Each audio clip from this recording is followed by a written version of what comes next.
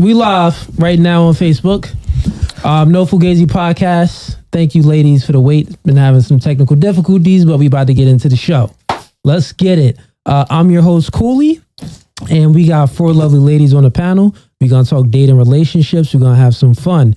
We got my co-host, my brother Mike. Haha, yeah. Excel. Let's get it. Ladies, let's introduce yourself. I know you ran through it already, but run through it again, okay? Starting here with your name and your age and where you're from. All right, I'm Tanika. I'm 26. I was born in Jamaica, but I live in Allentown. Okay. Tanika, actually, Shay, could you move this mic over, that camera over a little bit to get it more on her? Perfect. Yeah, they're cute. Perfect. You said 26?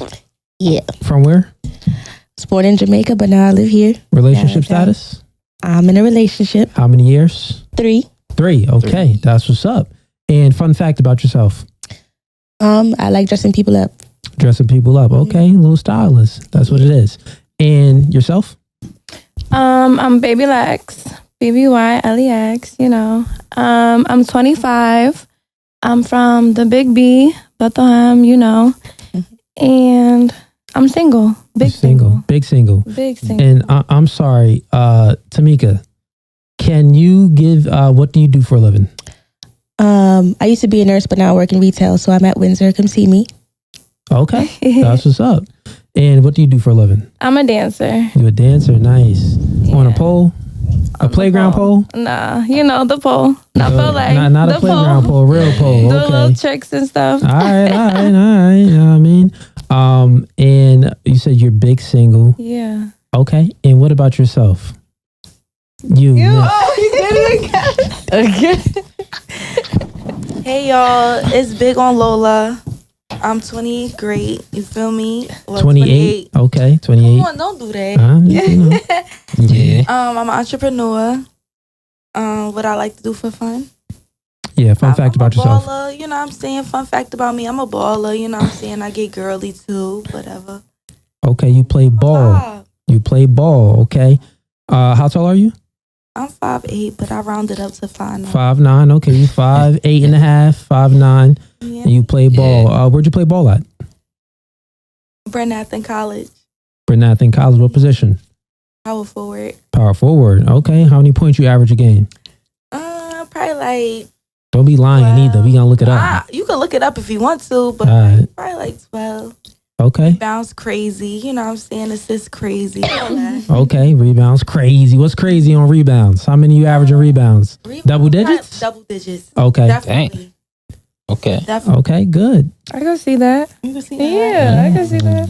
Don't be gassing her with it. I'm a tomboy too. She got the 5'9" going on. She got some meat on her bones. Like, so you grabbing them boys. All right. That's what's up. And relationship status? I'm single, big single. You hear me? Okay, big single. Okay. And what do you do for a living? I got my own boutique online. I'm a promoter. I'm a host. Yeah. Okay. And I got a psychology degree, but I don't use it right now. But in the future. In the future? Okay. Yeah. Let me get you right real quick. Mm-hmm. Push that. Okay. Yeah, it's all good. If you just get twisted like that. I think, can they hear me? Yeah, no, they can. Okay. And yourself, lovely lady? My name's Valerie. Wow. I am 27 years old. I am from I live in Allentown. Pretty much it. What do you do for a living? I am working on becoming a flight attendant. Nice. That's dope. Sounds fun. Mm-hmm. Welcome back Thank to you. the pod. Relationship status? Taken. Okay. Happily. Same dude or you got a new nigga? Same. No, I'm playing with you. I'm messing with you. So we gonna get into the podcast. What's up, Shay? Oh yeah. We gonna get into the podcast. And first, let's just go to our sponsor. As you can see, we got the Big Drip representing Big Drip over here. You get, yeah, I mean, you get. Where we at? Okay, we got the Big Drip. A good jewelry store in Allentown, right off MacArthur.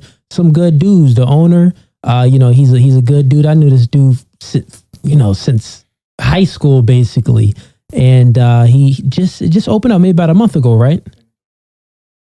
Okay, yeah, about a month ago. Yeah. If y'all looking for some jewelry, they do customizations and everything. He actually working on a chain for myself, a no Fugazee chain, so we're gonna get that popping. Big Drip. If you in a relationship and you need an engagement ring, check out Big Drip. If you cheated on your shorty and you trying to make up for it, and she like about to leave you, but you like no baby, go to Big Drip, get you a Chizane. And they're gonna hook you up so you can make up for what you did, my nigga. But that's Big Drip sponsoring the podcast, and we gonna get on to the first question for the ladies here. We gonna start it with you, Tamika. All right. Can you speak in the mic just a little bit? Is that good? Yes. All right. So first question: do you consider yourself marriage material?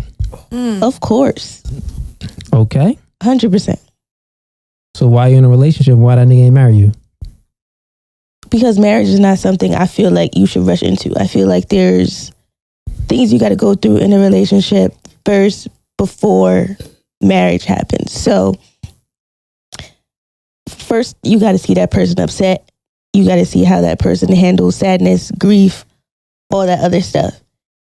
And then you got to see how you guys go through all those stuff together, how you help him out, how he helps you out, and all that other stuff. I feel like there's layers before marriage even comes into question. Do I feel like I'm ready for marriage in the amount of time I've been in my relationship now? Absolutely. I feel like it's our next step. Okay. Good. All right. So you want to see, get to know the person and, all of their emotions and all of their ways. You got to see how that person deals with conflict, how they handle their money, all that other stuff got to come into play before you get married. Get married. Okay. And I feel like 3 years is definitely the time where because you said y'all been together for 3 years, right? Yeah, we just made 3 years in December, so it's coming out. It's something we talk about. Okay. I picked some stuff out. I got a list going and he could pick from and stuff like that. Okay. So it's coming. Shorty. I know some now. And I can't remember. I'm bad with names. Say your name again. Baby Lex. Baby Lex. That's right. Yeah. Baby Lex. Do you consider yourself marriage material? I mean, yeah, but do I want to get married? I don't really know. Okay. You know what I mean? It's I think I'm marriage material, but am I going to do everything I need to do to be a wife right now? No. Right now. Okay. And what about yourself?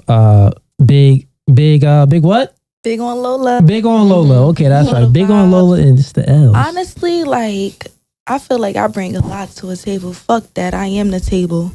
But she the table. I just feel like it's really, I don't want to get into the details, but it's really hard to be compatible with niggas nowadays because they expect you to do a lot and they do a little. Yeah. But I definitely feel like I got the qualities of being a wife, and I could be a wife. I could be attentive to my nigga or whatever the case may be, but yeah. You could be a wife, but is he gonna be a husband? Right. Exactly. That's the key. I could be a wife. I could do everything, but is he gonna be a husband? See, look at the ladies trying to move the conversation to the nigga. We talking about y'all. Are you marriage material? We gonna go on Val. Or do you consider yourself marriage material at this day and age in your life? Yes, I do. But do I want to get married? Not right now, no. Okay. So just waiting.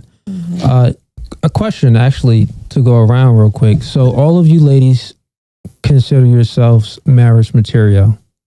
Besides Lex, you said baby Lex. You said Baby Lex. not. You said pretty much no, because not right now. Not right now, really. Okay. No. So everyone considers themselves marriage material, but besides baby Lex, she having fun. She chilling right now. 100%. I'm having fun. I'm doing what I do. I'm just. She big single. I'm big single. Okay. So question starting with Val. We're just gonna go around.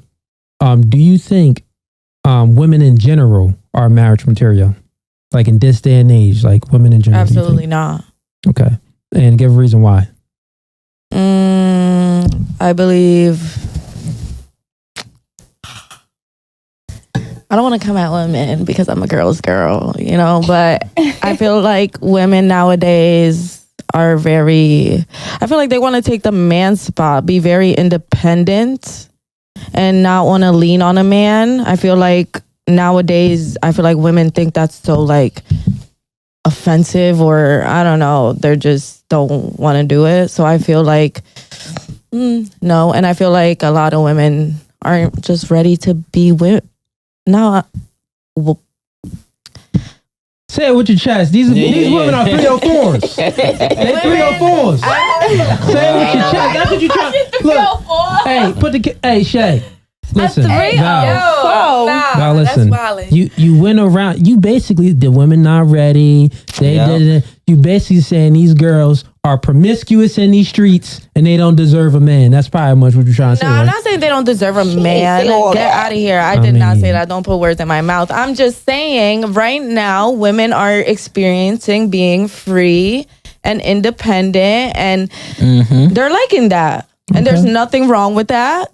And that's fine. I'm just saying most of the women right now are liking their independence. You know what I say? I'm going to get to you, baby Lex. Okay. I'm going to just do it down the line. I got you.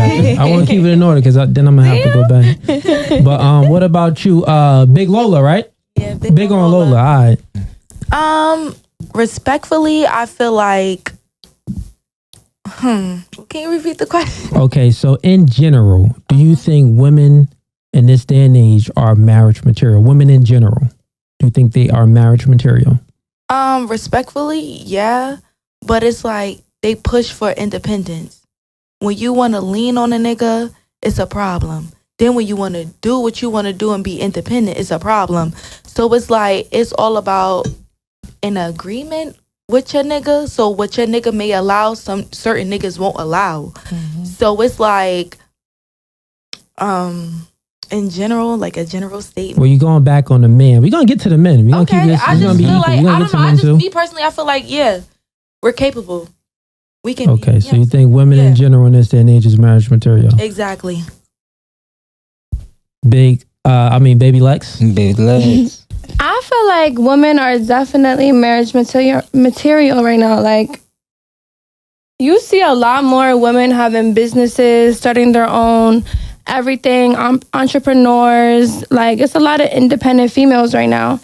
And I feel like almost it's a little intimidating to men. Not to go back on the men thing, because, you know, that's what you keep saying. But it's like, it's a little intimidating to men. I feel like men aren't really doing what they used to do back in the day. Like, what's holding down the home, right, taking care of the house, you know. What's intimidating to men? What's intimidating? You said you feel like something isn't. I missed that. Women just being independent, making their strong, independent, having their own businesses, having their own money, not having to be like relied on a man. Yeah. You think men are intimidated by that? I 100% think that's the right word to use. No, I do. Yeah. Like intimidated, meaning like they feel like less than. Yeah, some men do. Not less than. Not less. Yes. No, I don't want to say less than, but more or less intimidation to me means like being insecure, scared, being kind of scared of it. Scared, insecure. Yeah. Insecure. So, to find better. Yeah, so I feel like guys are a little scared of that. Like, oh, she makes her own money, she has her own thing. Like, why, so question for you: leave me whenever. Why do you think men would be scared of your income and you being successful? Because you could literally leave a man whenever. Yeah, because that means so now what y'all saying is because a woman is making money, now she ain't loyal. That's what you're saying. So, and women love loyalty. I think what she they means, loyal, but as soon as y'all get money and y'all making more money, I don't think she means it like that. I think she means it more by like men are more. I feel like they feel more not as masculine, not as a man, not as a you know, having like, you don't believe like an alpha woman, but I'm just gonna say an alpha woman, having an alpha woman. Some men can't take having alpha women. Most men can't take having alpha women because that's what she's getting at. You know, she's like getting alpha at. woman. Yes. I think naturally men love a submissive woman. A submissive, naturally, like that's what a man likes. He's alpha. You know what I mean? He wants a submissive woman. So it's like if you have your own business, you have your own money, you have everything else going for you. If you don't have to be submissive to him. You know what I mean? 100%. You do not have to be submissive. So now you saying the roles now of what a woman is now, it just changes up. It's equal now. It's no longer men up here, women down here. I feel like it's the ego thing. A lot of nowadays, it's the ego. Nowadays, a lot of men is bum ass niggas. Yep. So now they want a woman that can take care of them. So, but why still don't these women have men? Why still can't these women that's making all of this money seem to get married, seem to hold a man? Because those men that want to be taken care of, how can a woman sit there and look at that man but that's and crazy. be like, even have the respect? Because me as a woman, I couldn't sit there and be with a bum. So now listen to what you just said. So you got the money.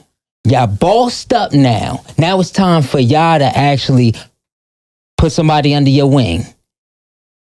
The point of being a boss is to have people under your wing. Why wing? But when you're in a relationship, why can't it be want to be a boss? Like we don't want to what? I mean, like we want to be a boss, but at the end of the day, we want some structure. Like a man can bring that structure into your life, or equality. Equality. Like I don't have to be above you. You don't have to be above me. Yeah, you know what? Period. But, see, the thing is, you just make like your this, bag, right? I make mine. You're independent. I'm independent, but we come together. You do for me. Like Okay, that's it. So now let's take an example that everybody knows. We got Cardi B, Offset, two people that make money. All right, they in a little marriage, but you can actually see what's going on here.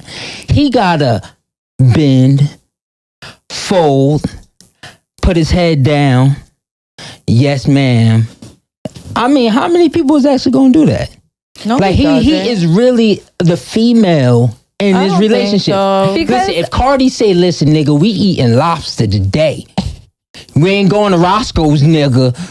Guess what they doing? That's just they a man making his woman happy. Okay, baby, I'll make you happy. We eat some lobster. If that's what you want, I feel like as a man, if you love your woman, a man wants to take care of his woman just as much a woman wants to take care of her man. So if I was to go to my man and be like, yo, baby, I want some lobster tonight, he's gonna be like, all right, baby, that's what you want? So let's go get some lobster. So because that's what he wants to give to me. But think about this. Whenever a person constantly just gets their way, what's happening? You're creating a monster. No. So check this out. So you are a little bit. I agree a little bit. Listen to this. Nobody, even as a little kid, if you give the kid everything they want, they become a spoiled brat. Listen, I do it with mine. She wants this. I'm gonna give it. But then the years go by, and they expect that. Not even expect. They don't. When you give it to them, it ain't up here no more. No. And now that person doesn't know boundaries, doesn't know the values, doesn't know anything else because they're just used to getting everything they want. What I'm just saying is, I'm not saying to like disrespect women or but it's to find a medium and to like why a common ground. Like why isn't this working? Like y'all want to be a boss, y'all want to be on the same level, but then it's like, I got you. So I want this nigga to do this. I want structure. But when you're a boss, a lot of times people also make things complicated, more complicated. We're gonna bring it right back on topic, right? Because I had to put on a sweater. You know what I mean? It's kind of cold. I was shivering when I was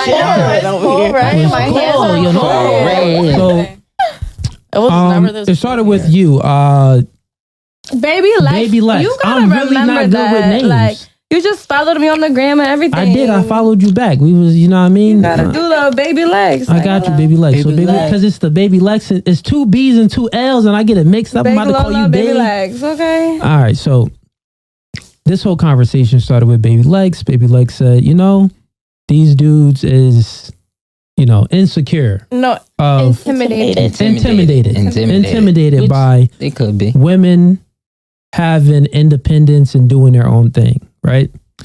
So what if I said that, like, I'm trying to make it make sense to you, because men aren't intimidated. Like, that's the facts. Not the brokest nigga isn't intimidated by any woman. It just doesn't happen that way. And I'll explain it to you why. Say if I wore shoes, Jordans. I got on Jordans now, and I came to you and I was like, yo, I got the freshest kicks ever, dripped out, all the Jordans, and I talked about my Jordan collection, right? And how would you feel about that? I would love it. Yeah, I'm like, okay, cool. Like, you wouldn't feel intimidated. Like, I wouldn't feel intimidated at all. How would you feel? It's like kind of like a whatever to you, right? Yeah, it would be like, okay, cool. Like, you got it going on. You hear what you just said? That same feeling right there, that's how men have about independent women. Okay, cool. You got it going on. Good for you. It doesn't do anything for me. And I'll explain why. Men, when we enter relationships, right? We know that we have a burden of performance on us to perform. That's the burden. The burden is we have to perform as men. So even if you're doing your thing as a woman, that's good for you. I still know that your money, you're never going to support me anyway. So why would I be intimidated by you? Women don't support men in long-term relationships. Short-term, yeah. If a nigga lost a job, if a nigga, trying to get himself together, it's a time clock ticking until she starts to be like, okay, nigga, you on Indeed? What you doing? Pick it up. Get your life together. So what I'm saying is that, well, the facts is that women don't support men long-term. They do it short-term, but not long-term. Men, it's innately in us to provide for women long-term, meaning that we don't have a problem with it. You get it? Now, there's broke dudes and there's dudes with money. Dudes with money definitely don't care about a woman having money, right? It's like, okay, yeah, good for you. Great. Good job. Broke dudes, they need a place to stay. So maybe they'll kick it with you for a little bit. You know what I'm saying? But it doesn't make them feel like negative or like shameful. Like, it doesn't make them feel intimidated or any of those type of feelings. Trust me, I was a broke nigga and I talked to older chicks that had bread when I was young. I wasn't feeling that way. I'm like, oh, yeah, she got a nice car. I don't need a place to stay. You know what I mean? This and this. Niggas be broke. That's what they do. But so that's why I said you're using the wrong language. Men don't feel intimidated by it. But you don't think like there's ever that one guy with a girl and he like in his mind he's like, I want to be with her and I want to take her serious and I want to have this long-term relationship with her. But I genuinely feel like I would not be able to provide for her the way that she needs to be provided for. No, listen. You know what I mean? Listen, let me tell you why. Why would he ever feel that it's pussy? Men look at relationships as, that's they look for sexual value. They don't look for you to provide for them. Even if he's broke, it's like, okay, cool. Put it like this. A broke dude and a woman making money is just going to put more pressure on him to get his stuff together. That's all it's doing. It's like, okay, now I got to get my stuff together. But he's not going to feel intimidated. A nigga that got his money together and a woman that got her money together is just like, okay. And like the Jordan collection that I said, well, good for you. Like, it's not a negative feeling on a man. Women always try to use these shaming terms on men to make us feel less than when we really don't. All of us are bigger than you, stronger than you. Why would we ever feel any type of way when it's like, well, this and this? It's just not innately in us. Every guy was broke before. Niggas wasn't born with bread. But what about now? What about you now as the man you are today, right now? What? Would you allow a woman to take care of you? Would you not feel a little bit less than as a man? If you don't, then you're not a man. You're not a real man. Because my man will not feel good as a man. I swear to God, if I was to be the one working every day and he's at home in the couch, he will not feel good. Exactly what he will not. He will look at me and literally feel like shit. It's like even, you deserve better. Yeah, you literally will look at me, and it's just now. And for engagement ring right now, he'd be like, "Yo, Val, I want to get you something that if a guy looks at you, he's like, damn, I can't even go next to that woman." Because her man got her. Yeah, you know what I mean? So it's like, as the man, yes, young guys are bums. Yes, young men don't care. But I feel like grown men do. Yeah, grown men care. As grown men get older, don't care. We switching it up. So, Shay, put the camera on. You good? We switching it up. Let's not move the goalposts. The goalposts on if men feel intimidated or insecure about an independent woman and her making money. Now, I told you it's two types of niggas. It's a broke nigga and it's a nigga with money. The broke nigga, he need a place to stay. Cool, it's cool, I'll, be with you. The nigga with money, he really doesn't care.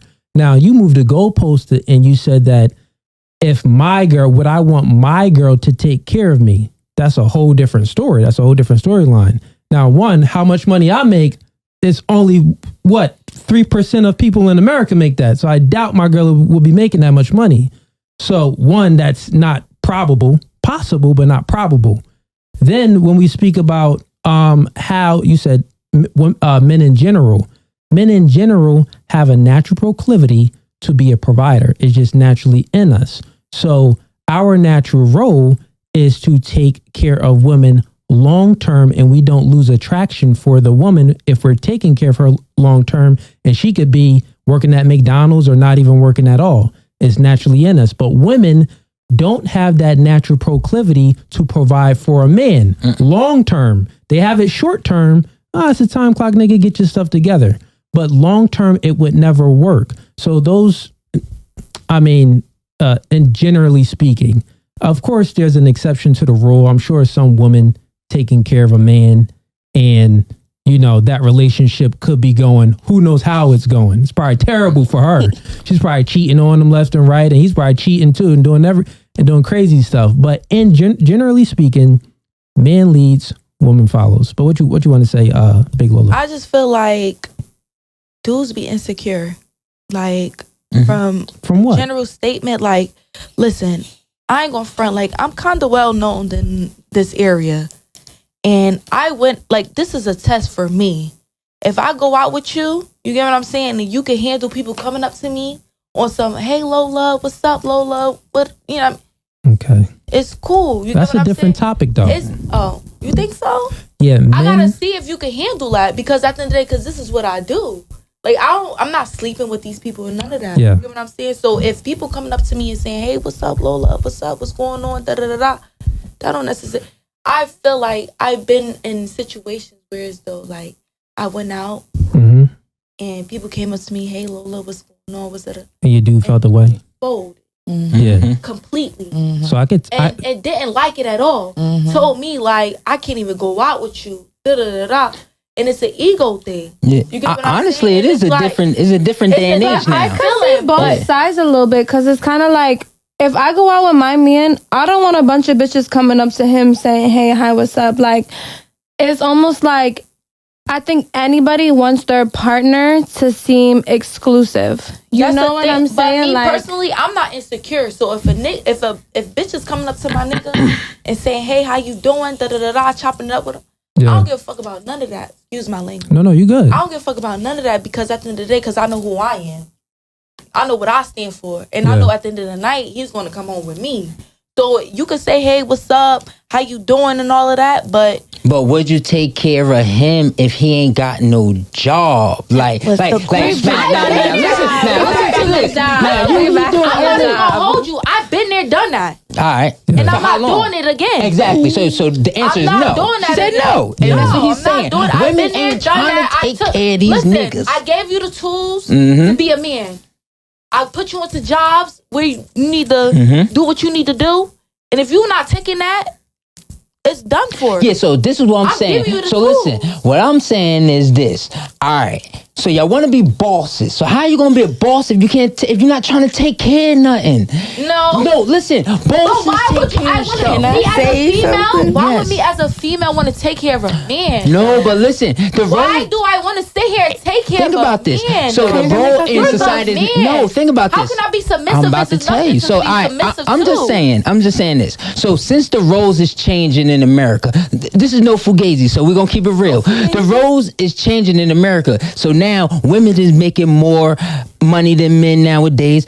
A lot more women is going to college. So women is popping. Listen, we moved to a woman's beat. My pockets. No, I'm just saying. So listen. It's in general. So women in the workforce, are making now, you know what I mean, with all the laws and different things. So now, you know what I mean, y'all getting up there. So listen, with money comes responsibility. This is real life. So think about this. When you able to make the money, right? So now since women are making the money, right? So women are making the majority of money in the household. A lot of women, because there's a lot of single moms. So women are making money. So I'm getting at this. How y'all gonna be want to be all of this, all that bossing up this, that, and the third, but you can't even take care of nothing. It's a responsibility. Do you think that the reason why we're being independent because of trauma? We don't want to be independent. That's a good point, though. We don't want to. Literally, I want to sit back and let a nigga do what he got to do. I don't want to sit there and be on some, I got to be hard. I got to pay bills. I got to do this. I got to do that. No female wants to do that. So this is what I'm saying. I got you real quick. Why should I go let's with that? bring it all full circle so the audience understands and it makes sense. Because I asked a question and all you ladies pretty much said that I don't want to take care of. Y'all said that, independence. Everyone said like this whole independence thing, right? Right. So what he's saying that is, if you are independent, pretty much you're independent of a man, you're a boss. So he's saying that bosses have certain qualities in them. They are providers. They take care of people. So if you're claiming this independent stuff, but then naturally, like you just said now, well, I want a man to take care of me. You can't be independent and also want a man to take care of you. It just doesn't make sense. That's what he's saying. Yeah, that's what he's saying. So the Big Drip, sponsored by Big Drip. So that's what he's saying. It's just not correlating. You feel what I'm saying? But yeah, every woman, like you said, I think every woman wants to be taken care of by a man. You agree? Can I? And I think Before we change the topic, go ahead. I just wanted to add on to what he was saying. So you're saying that independence come with responsibility. I'm trying to fix this, so I'm talking in there, right? Right. It's one thing to be an independent woman, and you have the responsibility. You can take a man who's making less or not making anything at all under your wing. It's one thing to do that, and that man take the tools that you're giving him and then make something of himself and prosper, and y'all build something together. It's another thing to take a man under your wing and start taking care of him, and he's just sitting there and letting you do take it. advantage. Yeah. So I don't think with us it's a thing of, I think it's the types of men we choose. I think sometimes women fall in love with a man's potential and what she thinks he can do, and then he doesn't live up to it, and then we get disappointed. I feel like it's all about you, again, getting to know whoever you with, getting to know what their ambition is and what they're about, and then decide if you do want to sit here and take care of this person and put effort into them. And if that's the type of person you want to put effort into, go ahead and do that. And if they build on that, then y'all just build something great. But if you choose a bum nigga, he gonna be a bum nigga. You can't be mad at that. Yeah, you can't pour. So this scenario, Tamiko, just hold it right here and pull your mic up. Like hold it here and then pull this part up, so it's up towards you. Yeah. I agree that men are providers. I agree, and I agree that women can't even handle being a provider. It's too difficult. It's too much for a woman to be a provider. Is what I'm getting out of this whole thing. True. So women it's too much for Casamigo. It's Not sponsored. Costa Rica. Some women do it though. Those single women that need to do it and need to provide, do provide and do it. You see the potential in a nigga. All right, Shay, camera on me. So let's just make it concise because we going back and forth and it's the audience, they're gonna be like, what's going on? I'm not getting anything from this conversation. So audience, currently right now, we speaking about, first I went around and I asked ladies, are you marriage material? Then I went around and asked the ladies, in general, do they think most women in society are marriage material? And I didn't even fully get around. So I think we stopped with her, right? You stopped that lady. Yeah, because we're going to reset and we're gonna go right back into the conversation. So with you, baby Lex, do you think most women in general are marriage material? Yeah, I think I answered already. You did answer. Okay. Yeah, I think it's it on was her. me. Oh, it was you. Yeah. Okay. Do you think most women in general are marriage material? I feel like most women, yeah. I feel like it's a circumstantial basis. I feel like not every woman is meant for marriage. Okay. I feel like half is meant for marriage and half think they want marriage, and then they're just not cut out for that, like, at all. I think it comes between a woman who really wants to settle down and build a family and all that, and a woman that likes what that sounds like but don't actually want to put the work in. So I feel like right now society is split in half: a woman that wants to settle down and a woman that likes the idea but don't actually want to put that work in. Okay. True. Starting with you. Who needs to lead the relationship in order for the relationship to work? The man or the woman? So in order for the relationship to work and thrive, who needs to lead the relationship? I'm just going to use my relationship as an example. That man going to lead me and I'm going to follow. Okay. So you think the man should lead and you should follow. Yep. And baby Lex, what about you? So, like, I feel like the ideal answer is, yeah, the man should lead and the woman should follow, right? Like, that's ideal. That's Do what you want a man to lead you or do you want to follow? I do, but in, like, the sense of, like, today, it's almost like if you let a man lead you, he might lead you into being, like, played. You know? Like, he might lead you into thinking that you're his number one, you're his everything, but he has multiple other bitches. So you kind of got to lead a man into understanding you cannot play with me. I am not the one to be played with, and I am not anybody who you're going to just, like... So you think that... And then when you do that, then I'll follow. Though. So to make concise, in order for the relationship to thrive, who do you think should lead? I think the woman has to lead. I think she has to put her best foot forward, and she has to show the man, this is who I am, and follow. Come on. Okay, so you think the woman should lead. And what about you? You know? I honestly think that the man should lead. You know what I'm saying? Like, okay, he's the protector. Well, he's supposed to be the protector. He's supposed to be the provider. So it's like, you have to lead. If you don't lead, I don't have nothing to follow. Yeah. So I just feel like, regardless, a man should lead. And I would respect the dude that's leading instead of letting the girl lead. You know what I'm saying? I may put my input on certain situations, but if you lead me into the right direction, it's cool. You get what I'm saying? But most of the time, dudes don't be thinking with their head. They think with, you know what I'm saying, the other head. So whereas though they fall under temptation.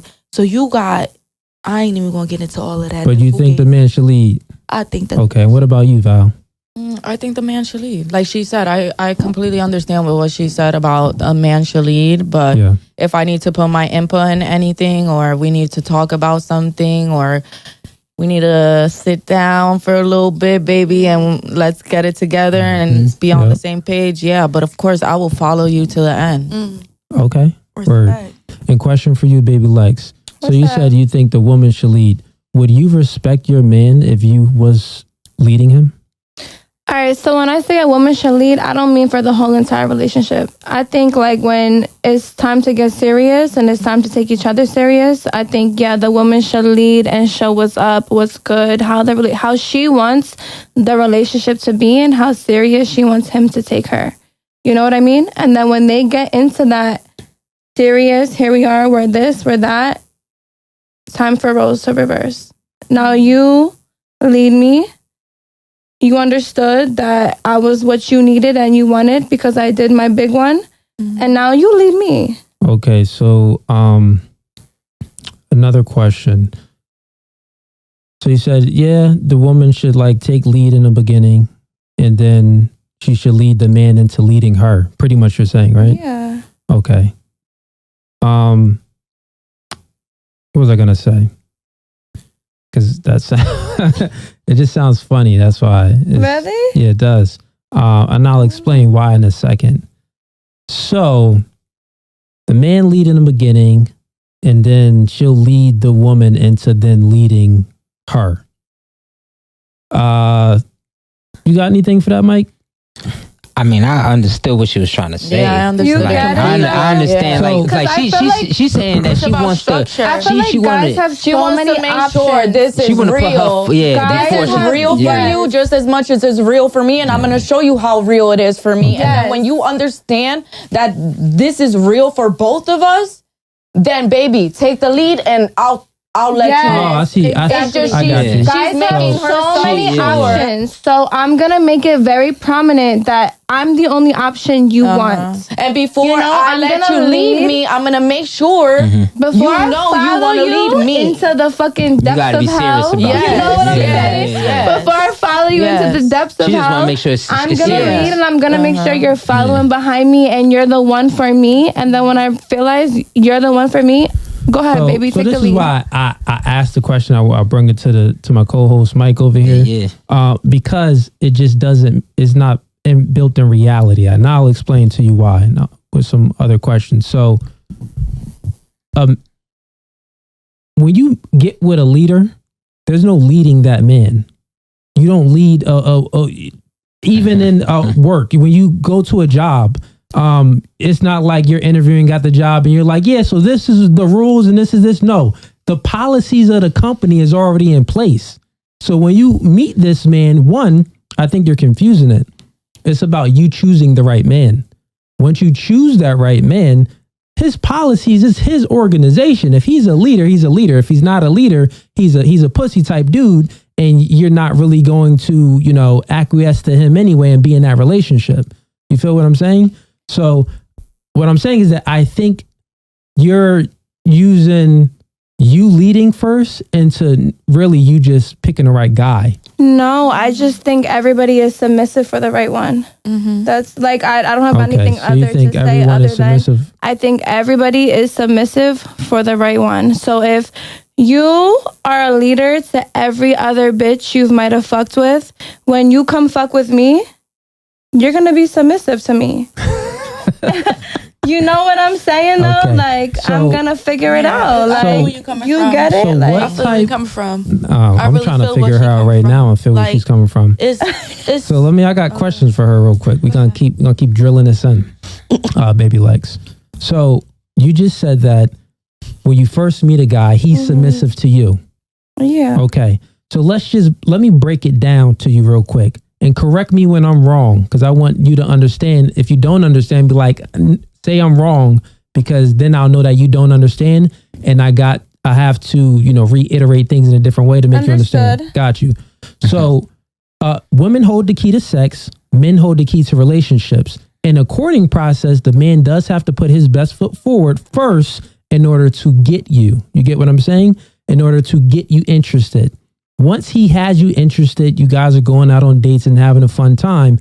Once you have sex with that man, you no longer hold any power in a relationship.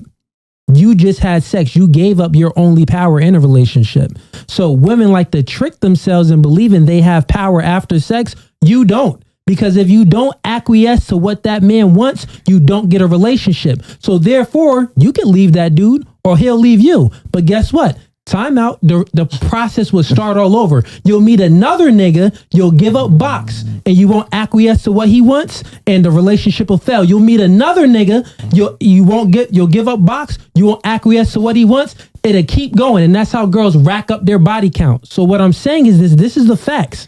Women hold the key to relationships, and women hold the key to sex. Men hold the key to relationships. So once you give up sex, you don't have any power. There's no submitting. I get what you're saying. In the beginning process, yeah, the men gotta kind of, spit the game. Baby, what you want? Baby, exactly. I got you, baby. Like in the beginning, but that's very short. Once you give up sex, it's over. You got no more. But we're not talking about giving up sex. We're just this talking is what I'm about talking who's about. leading and who's not. Yeah, well, You that's just the talked relationship. about him being submissive. Submissive, yeah, that's what I'm Right, saying. but He's like- not going to submit to you if he don't have nothing to work towards because you already fucked him.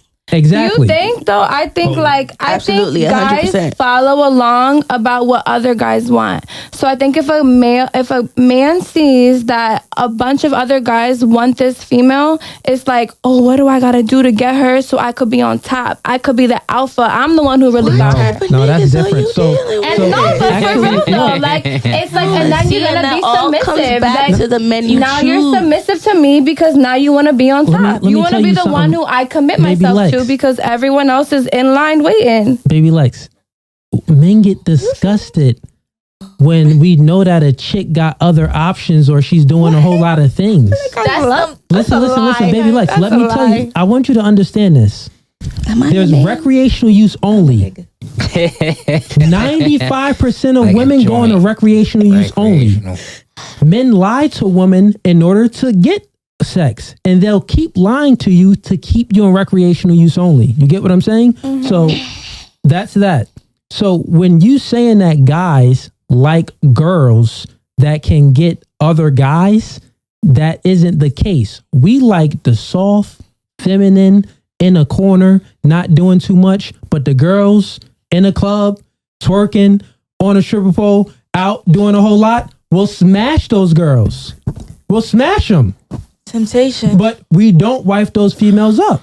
Oof. That's the thing. It's two different categories. So you got sexual attraction and you got commitment attraction. I think you're conflating the two because you said that with your, with your background and stuff like with what you do. You meet a lot of guys, simps. You meet a lot of guys that is like, oh, baby, I'll do anything for you. So for you, yeah, you be feeling like these niggas submitting to you. But they're simps. Those are guys that you're not even attracted to. I'm speaking about the guys that you actually are attracted to. Like, think about it, baby Lex. No, I know you got the Mac. there are guys So- I'm attracted to. I know. Look. Think about this, right? Correct me if I'm They are. wrong. Look. So in your life, I think all girls, right? Let's just speak about the situation of what you do for a living, right? So you meet two types of guys all the time. Well, really, you meet in one type of guy. Any guy that goes to a strip club and is always paying his money for dances and doing things, those are simps. They're giving up their resources for like a little bit of attention from girls, but they're not getting anything from it in return. They may get a lap dance, they may get something like that. But I know you don't even take those guys seriously. That's what you do for your business, right? So the guys that you do tend to take serious, right? Think about the guys that you do tend to find attractive, and you're like, you could be in Philly, you could be in New York, wherever you're at. They're the top dogs, and you're attracted to those individuals. They have many boundaries. Correct me if I'm wrong. Go ahead. Do the guys that you tend to be very attracted to, do those guys tend to have more boundaries than the guys that you're not really? Okay, I'll say this. The guys that you're extremely attracted to, right? Do they tend to have more boundaries to them guys that you be like, well, they submissive to me? In a sense, yeah, in a way. Okay, so look, so now we got that, right? So because we got to separate it because everything isn't the same. So the guys that you feel that they're being submissive to you, like, yeah, when they meet, that nigga got to be submissive to me. Those dudes, you're not really attracted like that to those dudes anyway. They may be okay, but they like, they not like that top dog over here that you really want. Because them top dogs that you really want, they don't submit to no women. There's no submission at all. It's my way or the highway.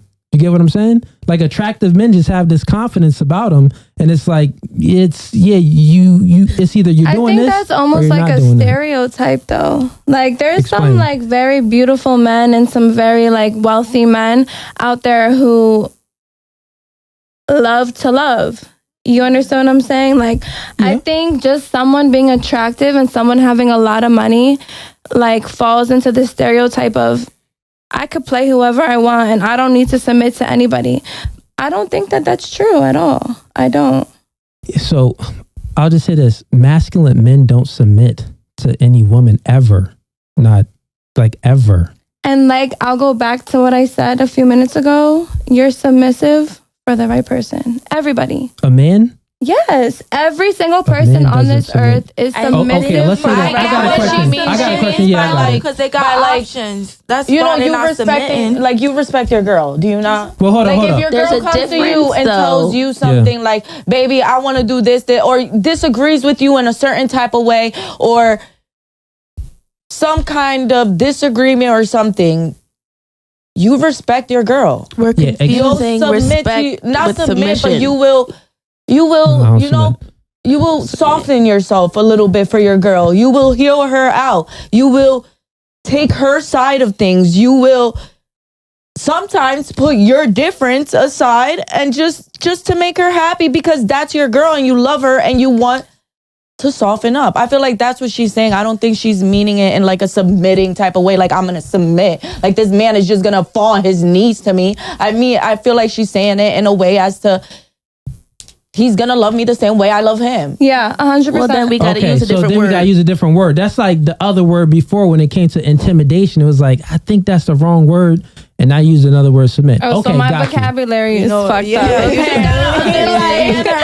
Okay, got you. My vocabulary is fucked up. So you saying that a man? So pretty much you saying that the guy is like doing the most for you in the beginning. That's kind of what you said, because everything that you said, I don't do.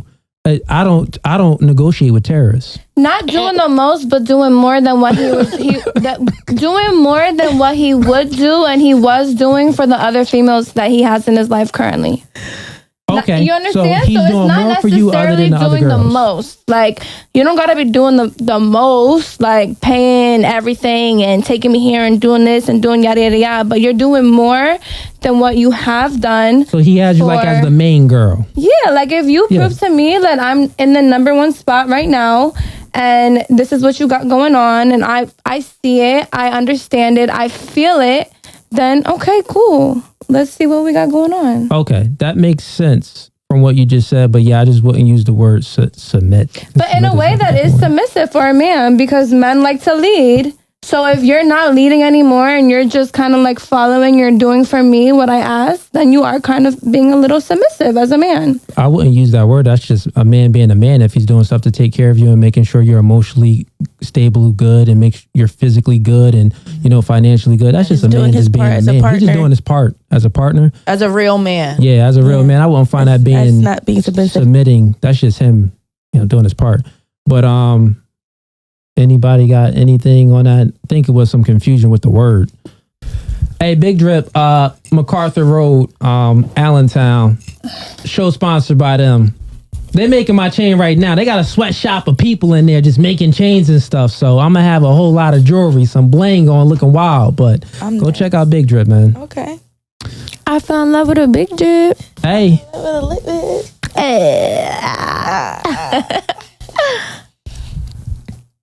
Yeah, what's this It's dude? a lot that we need to learn, Lola. We we gonna rock. How much time y'all got? Because it's 11:27. I got all I night. ain't got nothing to do. Y'all ain't got nothing to do. So we kicking it. We family. Big single. All right. Yeah, you big single. You chilling. And yo, when I go on rants and stuff and I'm done, feel free to, ladies, please speak your mind. Don't ever feel afraid to speak your mind. I like to. I get where you're coming from. Yeah. Though, a certain even if you don't, because this point of the podcast is called No Fugazi, right? So say if, baby, like say if you're not understanding something, someone else may not be understanding something the way I'm saying it too. So that means I got to like say it differently to make you understand. And just like what you were saying with the whole submit thing, the reason why I got on you like that, because I know many men would be like, What? Wait, what? What's going on? I was even like, But that. you know really, what you it were is? using a different word. I think men don't like the word submit. So even if what they're doing for a woman is submitting, they don't want to admit that we like they're that word, 'cause submitting. we want- you understand? we want Like the girl to submit that to word us. kind of exactly. Yeah, it's but a for feminine her- word. You want the for, female like, to submit to you. she's You don't saying want to like a submit to a man. female. For the man. I'm in my, like, honestly, I've been in my masculine era. That what they say, right? And like that's just me. I can't help it. I don't know if it's because I play ball, whatever. But like I come with a lot. But I can submit though. But a lot of men don't like the fact that I got a lot of You're not gonna just submit just to submit. Exactly. You're gonna submit if you showing your part. So you see that it's worth it. Right. I get You what gotta you're be saying. like, I already bring it here. So you have to either bring it equally, and even if you bring it equally, there's a 500 other guys who are bringing it equally. So you have to bring it here, and then I will submit. Exactly. So I gotta understand that, like. Got you. So actually, we're gonna run a podcast right now because we're having a good show. So Shay, keep doing your thing. When the co-hosts come back in, we just gonna do a quick pause and so you can sit down and junk. So good stuff, ladies. So you saying that you'll submit to the right man. So first the guy has to come in, show you what he's about, and then you'll be submissive to that man, right? Yeah. Cool. So you're saying you're conditionally submissive. Okay. Yes, conditionally. So this is what I'm saying, because let me ask, I'm going to start with you, Baby Lex, and I'm going to go around. What type of men, what's your ideal man? Oh, don't ask me this question. Yeah, because what's your ideal man? I know her ideal man. Oh, that's so bad. So I really got to answer that? Yes. Like. Let's do height, race, and income. Ooh. Height gotta be at least like 6'2", 6'3". Like when I put on some heels, I still gotta feel protected by you. You know, like if I put on heels and we the same height, I don't feel protected by you. Okay. I feel like whatever, but when I put on heels, you still gotta be towering over me, be able to take care of me and do what you do. Race. Yeah. I want some chocolate. Even if you milk chocolate, you light chocolate, you dark chocolate, whatever. I want some chocolate. Like you playing for Team Black? Yeah, like black guys. That's what I like. And then what was the other one? Guys. Income. Yeah, income. You need to be making big bucks. Like you need to be able to pay your rent and my rent. Take us. No, but like, come on though. Well, like, let's go with the no, that's real shit. Real shit. You need because we're not living together. We're not living together until. So, Baby Legs, question. So, when it comes to income, give me an actual figure: 100,000 a year, 200,000 a year, 500,000 a year. You know, I don't know. We just got to be making some money, okay? Well, we'll give a figure. Give a minimum amount. Actually, let's do a quick pause. You come in. You good?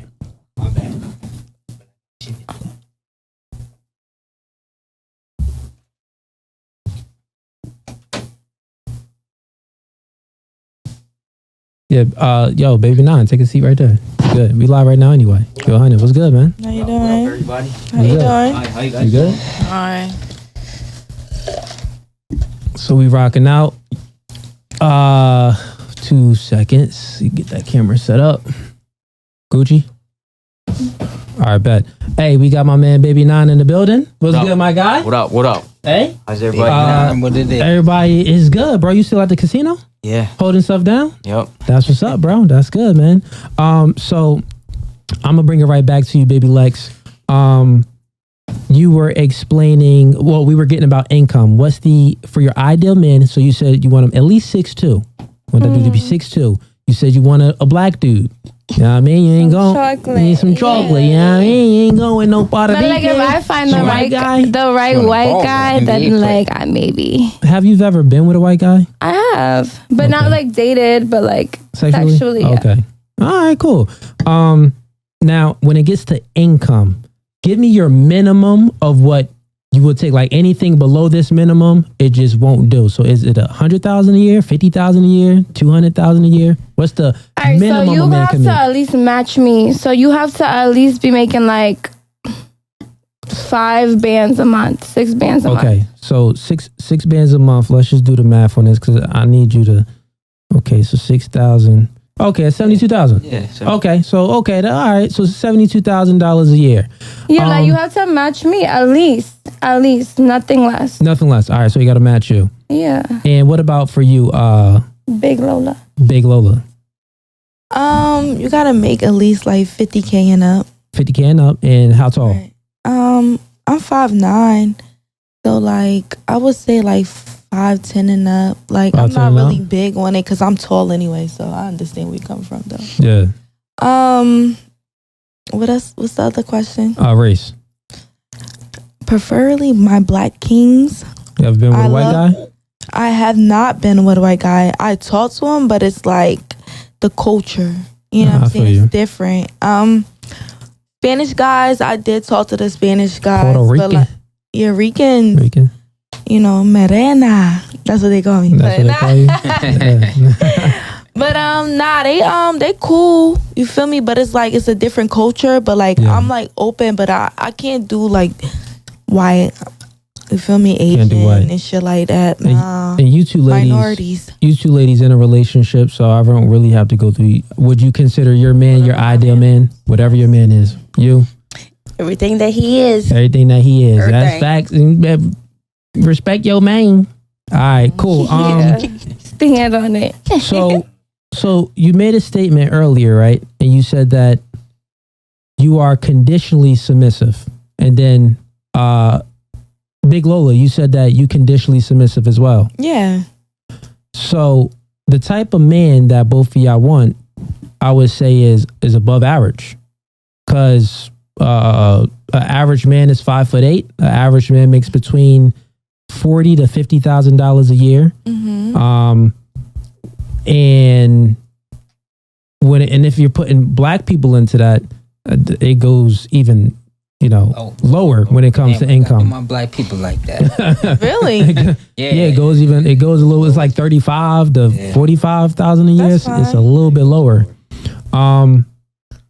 So what if think about conditionally submissive, right? What if I said I'm conditionally masculine? Maybe on Thursdays, I like to get my nails painted, and there's nothing with I like to nails painted. But I feel like masculine men do that. What I'm saying, traditionally masculine men, right? Let's say if I like to get my nails painted, I speak like only on Wednesdays. I'm like, oh my goodness, hey girl, like I speak like that, and how would that make you feel if I was conditionally masculine? Would you disqualify me? But I feel like... Let's start with Big Lola, and then I go to you. I don't want nobody saying, no dude that I'm dealing with saying, hey, girl. Facts. Like, that's not making you masculine. Like, you stand... I like my dudes mean as hell. Mm-hmm. You feel me? You gotta be mean, but nice to me. Okay. Right. Like... So we getting somewhere now. So, and Baby Lex, how would you feel if your dude was conditionally...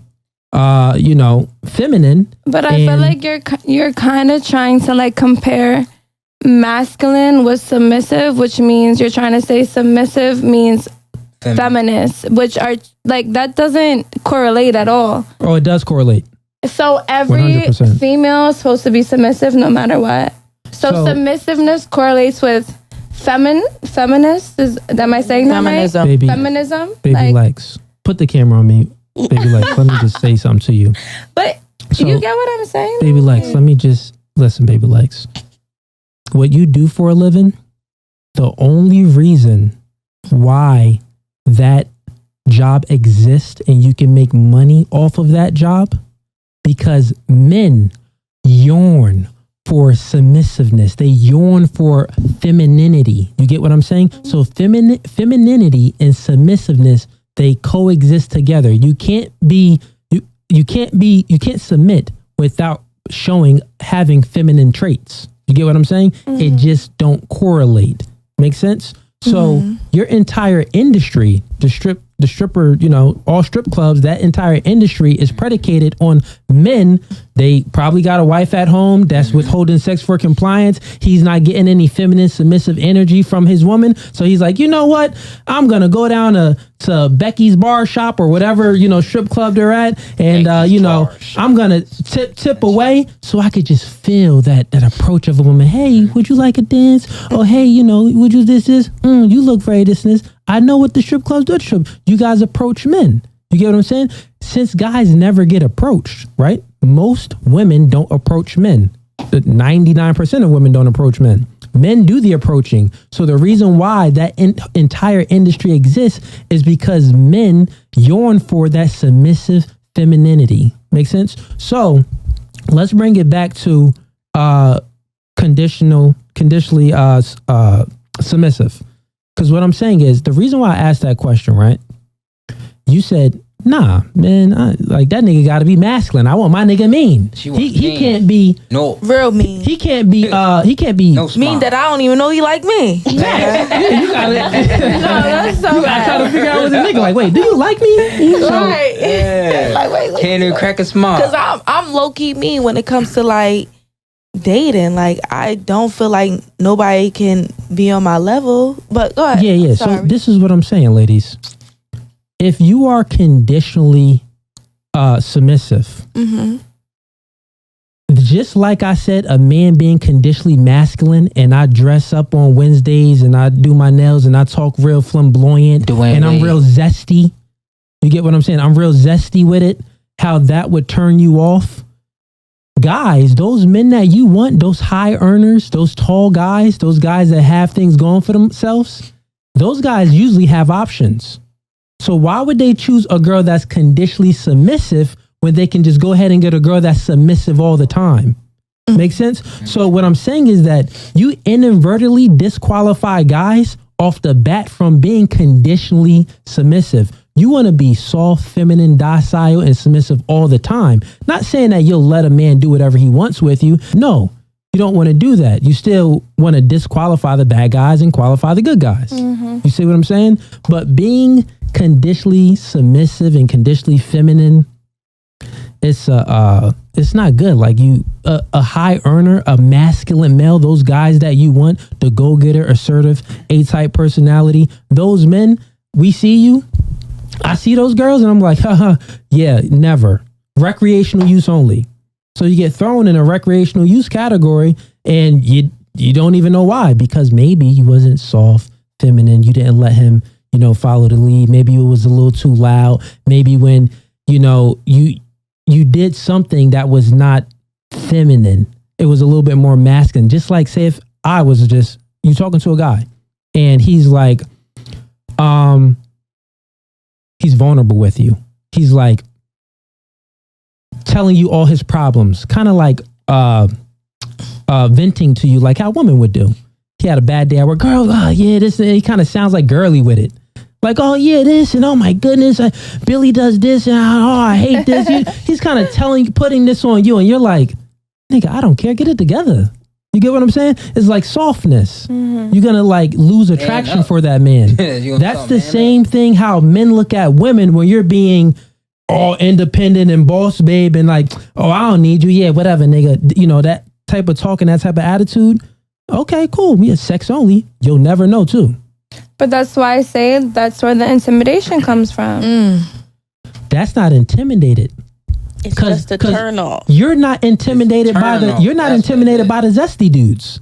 You're not intimidated by those feminine men. You just like, it's a turn off. Don't intimidate me. I want my man to intimidate me. Exactly. That's what I'm saying. Like, that you being independent and all this and this, it doesn't intimidate us. It's just like turn off. But it's like we don't want to be really 100% independent though.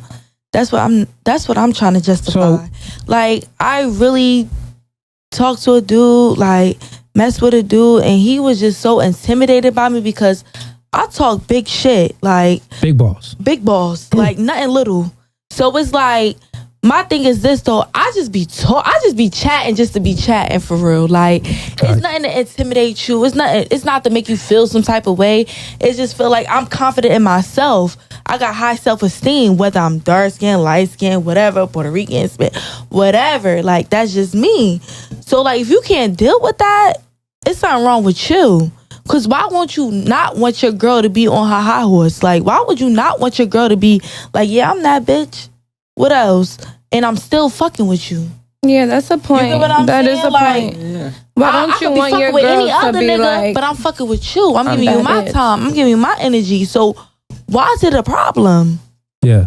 I just think it's that whole, just the way you said it. See, I knew you was going to get to that point. I could be fucking with any other nigga. See, as soon as you make that Once you make that, that's masculine. See, really? Yeah, so like.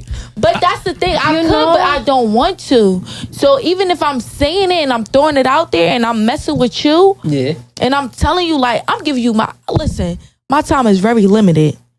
So if I'm messing with you and I'm giving you my time, that means I really fuck with you. Yeah, and because I curve niggas on a regular. Yeah. So men innately know that woman has more options than them. A fat chick that's she got options. She got pussy is power. Pussy is power. Yeah, in a sense. So that don't mean nothing. Yeah, that don't really mean nothing too much. Not to niggas like, you know what I mean? Niggas that got their stuff, the guys like pussy, yeah, I got that is niggas don't care. So what I'm saying is that like those guys that you want, like they're just not gonna tolerate that masculine behavior. You get what I'm saying? They'll sit there and like the thing is women curve guys silently. I mean, I'm sorry. They curve guys loudly. Very loud. To the man is loudly. When a woman curves a girl, when a woman curves a man, it's loudly, meaning that guy knows. You know why he knows? Because he stopped getting sex. The man curves the girl silently. You'll never know. He'll just keep you in recreational use only.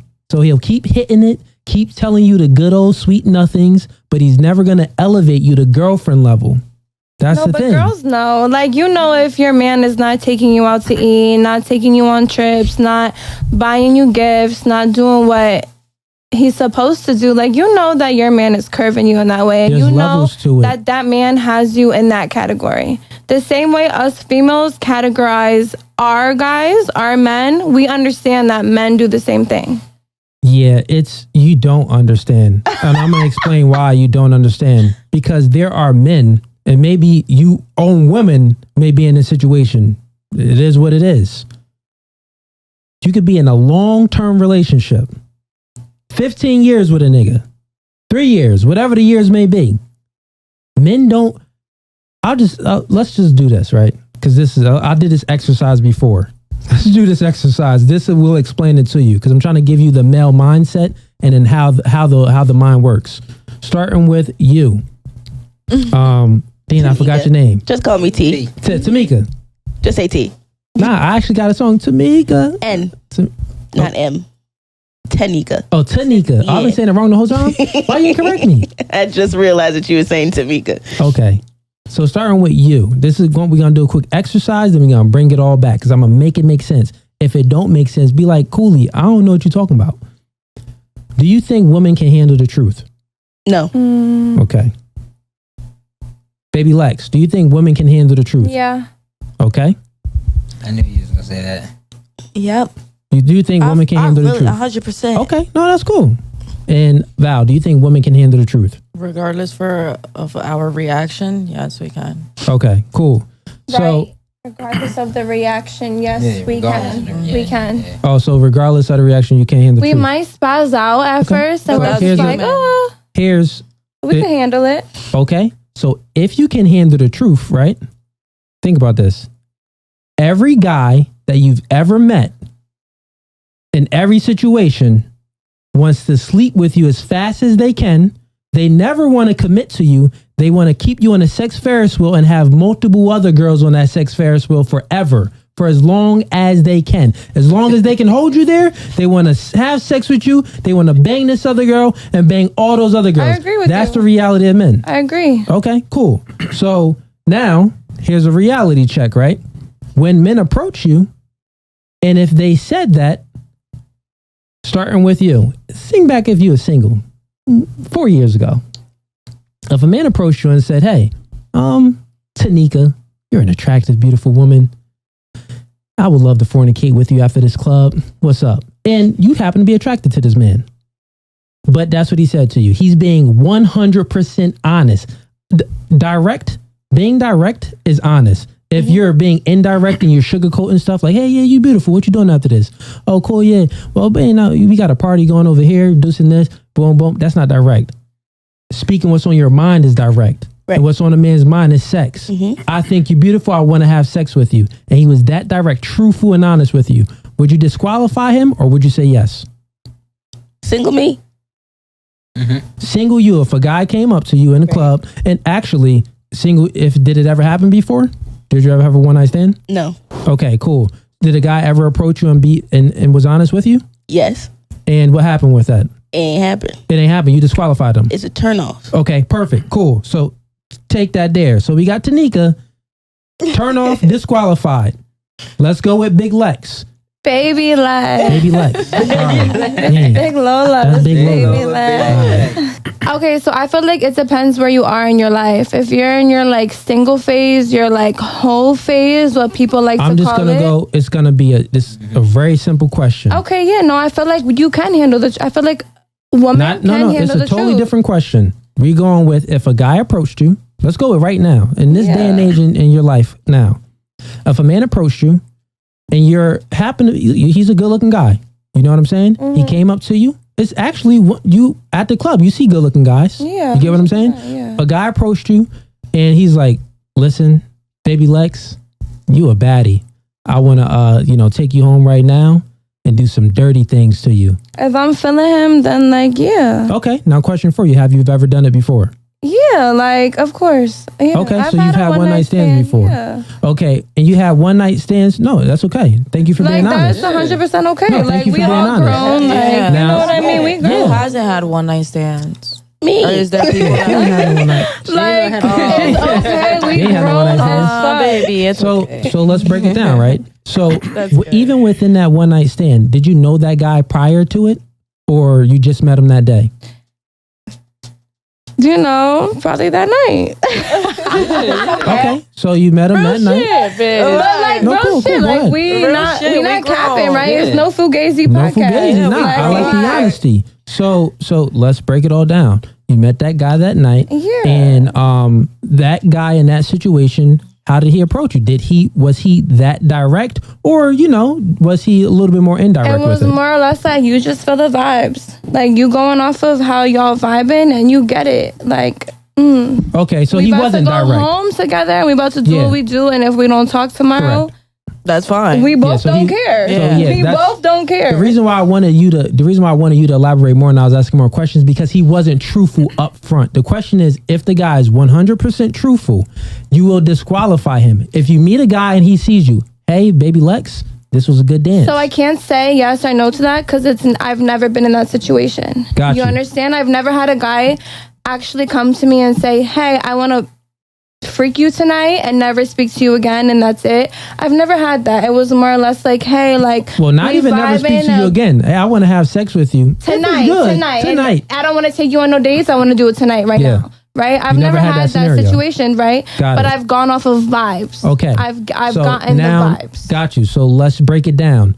Why do you think you never had that situation? Because men think that all the time. I'm letting you know. Am I correct or am I wrong? Or because Let's ask the men here. Am I right? 100%. We think it all the time. Okay. So listen. So the man thinks it, but he didn't say it. He never was direct.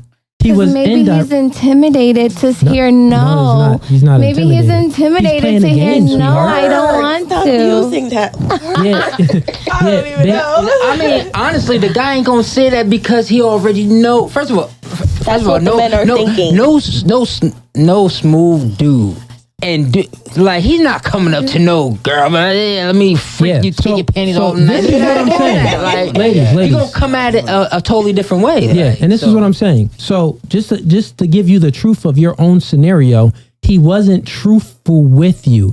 So men speak directly. The conversations when me and my bro speak, or me and baby 9 speaking, we like, yo, we doing this today. Yo, you want to eat this? Boom, we go in there. The conversation goes in one direction. Yeah. When women talk, y'all like, oh yeah, I'm doing this, girl. Oh, and then we're gonna go get our nails done. After we get our nails, oh my gosh, you seen what happened on the news? Wait, did you watch You on Netflix? It just came out last Thursday. Oh my gosh, it was crazy. The conversation goes like this.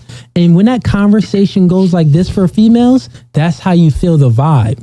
That isn't truthful. It isn't direct. It's a vibe. So men that are good with women, they understand this and they speak like that. They speak in a sense where you could feel the vibe. the vibe. So they're not truthful to you. You get what I'm saying? Yeah. So what I'm saying is, in your scenarios, in that scenario that you just used, that man wasn't truthful with you. He still did what he had to do to get the box. Good for him, because he got it. Now, on to you, big Lola. If a guy approached you, said, hey, your lip gloss popping, girl. I want to see what them lips do. I want to see what them lips do right now. What's up? And guess what? I may not even call you afterwards. He's speaking what's on his mind. Would you disqualify him or would you qualify him? First and foremost, you gonna call me after. But Ooh, anyway, okay, confidence. That part. Okay. All right. Okay. I'm just saying, because I've been in predicaments where as though, like, me personally, I thought it was just gonna be a one night stand. Homie no came whole back. shit, you feel me? Like, whatever. But I've been in predicaments where as though, like, I really thought, like, yo, this shit about to be a one night stand. Like, I'm about to just do my ones and twos, whatever. Next day, hey, how you doing, Stains? Good morning. How you doing, beautiful? Da da da da. And I feed into it. You get what I'm saying? Oh, hey, how you doing? Da da da. Like, I just feel like at the end of the day, we grown. You know what I'm saying? Shit happen. It is what it is. Like, but if it's a chemistry there and it just happened, it just happened. Like, I'm not gonna fault you for it. I'm not gonna fault myself for it. And we just gonna keep it pushing. Okay, so pretty much you're saying if a guy approsed you I and he was respect it direct, 100%. you would respect it 100%, but you're gonna disqualify him. I won't never, because I will really respect the fact that you already got these intentions. Yo, for real. A lot of girls ain't never heard no dude say no. Yeah, I will respect. Yes, women will respect that. Oh, okay. Then you know I would be surprised. Women won't like that shit more. Though, if a nigga come up to me and be like, "Yo, Lola, your lip gloss is popping," you know what I'm saying? I'm not gonna suck his dick, whatever.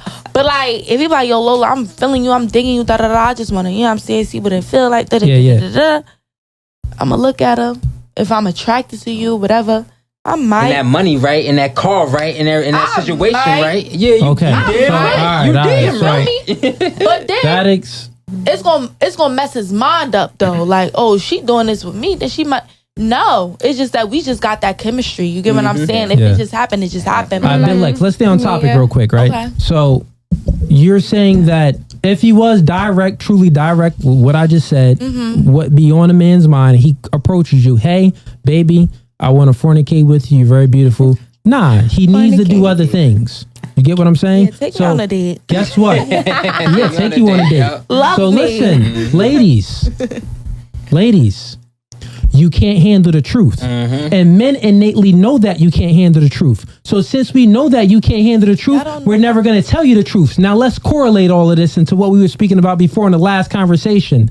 In the last conversation, we were talking about how dudes put girls in a sex zone category only and you don't know about it. You get what I'm saying? It's because we know that you can't handle the truth. So a nigga keep you in a sex zone only for 12 years and he'll take you on trips, he'll do other things, but somewhere in the line in a relationship, maybe you wasn't submissive enough. Maybe you did some hoe stuff. Maybe you posted some thirst traps online that he didn't like. You did something that disqualified yourself for true relationship value. And you did some hoe stuff. So he's like, okay, she did some hoe stuff in the past. She's in recreational use only. Make sense? And you'll never know about it because he's still going to hit it. He's never going to stop hitting it. And guess what? He's never going to tell you the truth because he wants to continue to hit it. Disagree. Okay. You could disagree, but that is the fact. Because like, a man gonna do what you allow. Period. So at the end of the day, if you sitting here saying, oh, well, women can't handle the truth. We can't. You don't know what a woman can handle. We handle so much shit that we can handle the truth. I'd rather a nigga come in my face like, yo, I don't even really want nothing with you, but I just want an X, Y, and Z. Okay. Please, that's what I love. That saved me the headache. That saved you the ladies headache too. Ladies, I want you to understand. The reason why Jesus was a virgin, Jesus was on this planet for until he was 30 years old. 33 years old. Listen. I want y'all to understand this. Please listen to this. I want y'all to understand this. Jesus was a man that didn't commit any sins. He didn't lie to anyone. He didn't snake anyone. He didn't do any bad behavior. He was a good man, the most righteous man ever to exist and to walk this planet. You get what I'm saying? The reason why he was a virgin is because he know in order to get y'all, he can't tell the truth. Because y'all can't handle the truth. Y'all can't handle the truth. So Jesus himself was a virgin because of y'all. And what he do? What are you talking about? He put Adam and Eve to the joint.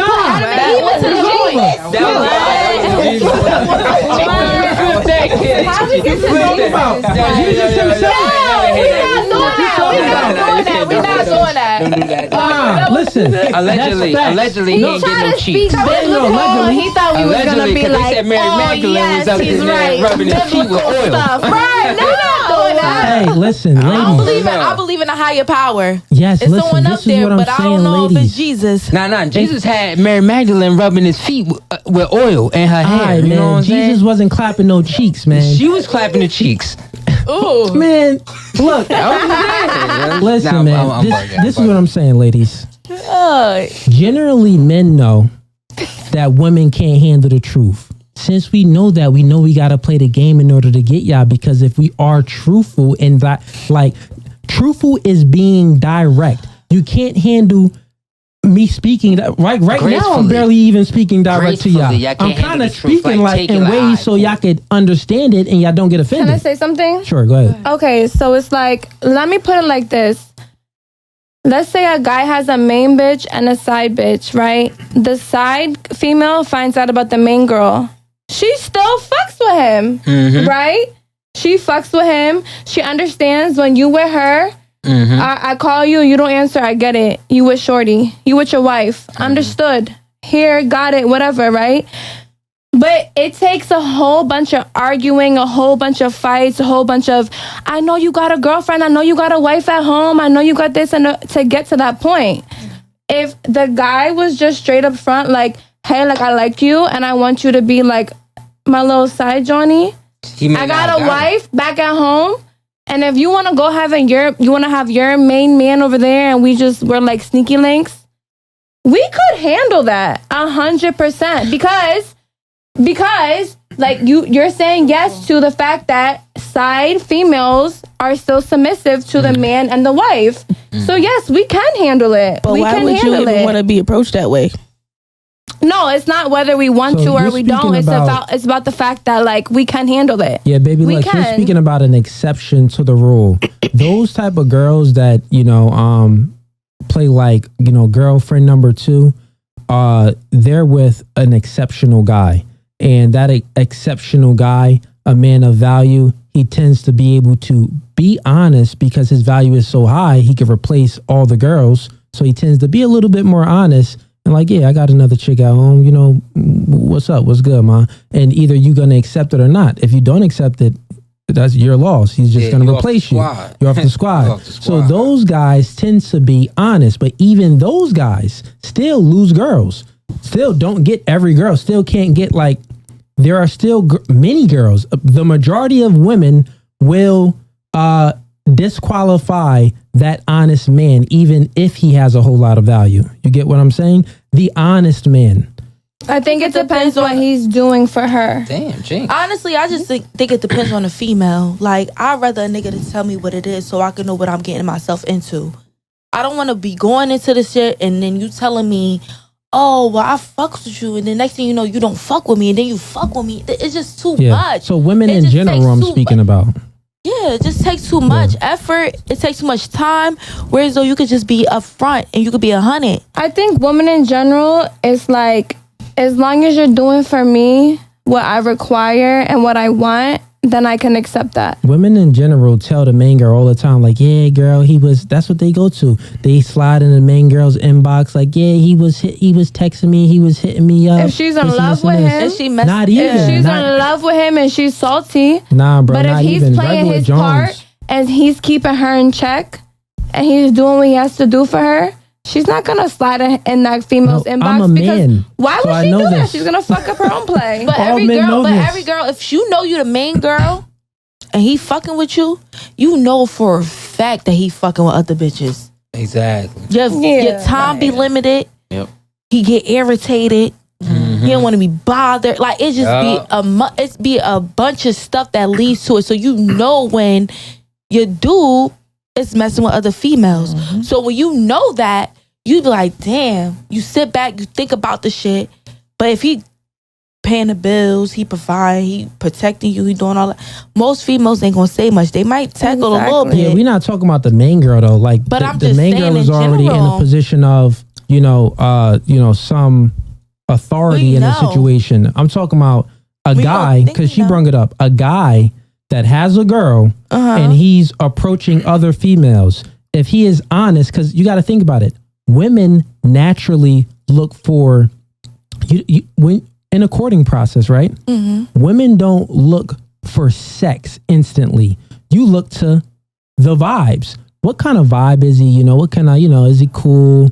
And then after the vibes, if he approaches you, he's charming, he's good looking. After that first approach, then he's texting you. If he's a good texter, things is funny, cool. After y'all go on a date, okay, date went well. He smashed, he hit it, da-da-da. Things add up, right? What I'm saying is that man that has a main chick, if he wants to talk to another chick and get that girl as a side chick, if he's honest right up front, there's a high 98% chance that the female is going to disqualify the guy. No. Can I speak? It's just facts. I just feel like, no, it's not facts. I just not. I'm going to argue back and forth with you. It's rejection. A nigga don't want to be rejected. Because why? It lower their ego. You get what I'm saying? If you be like, yo, Lola, I got a girl back home. I'm da-da-da-da-da.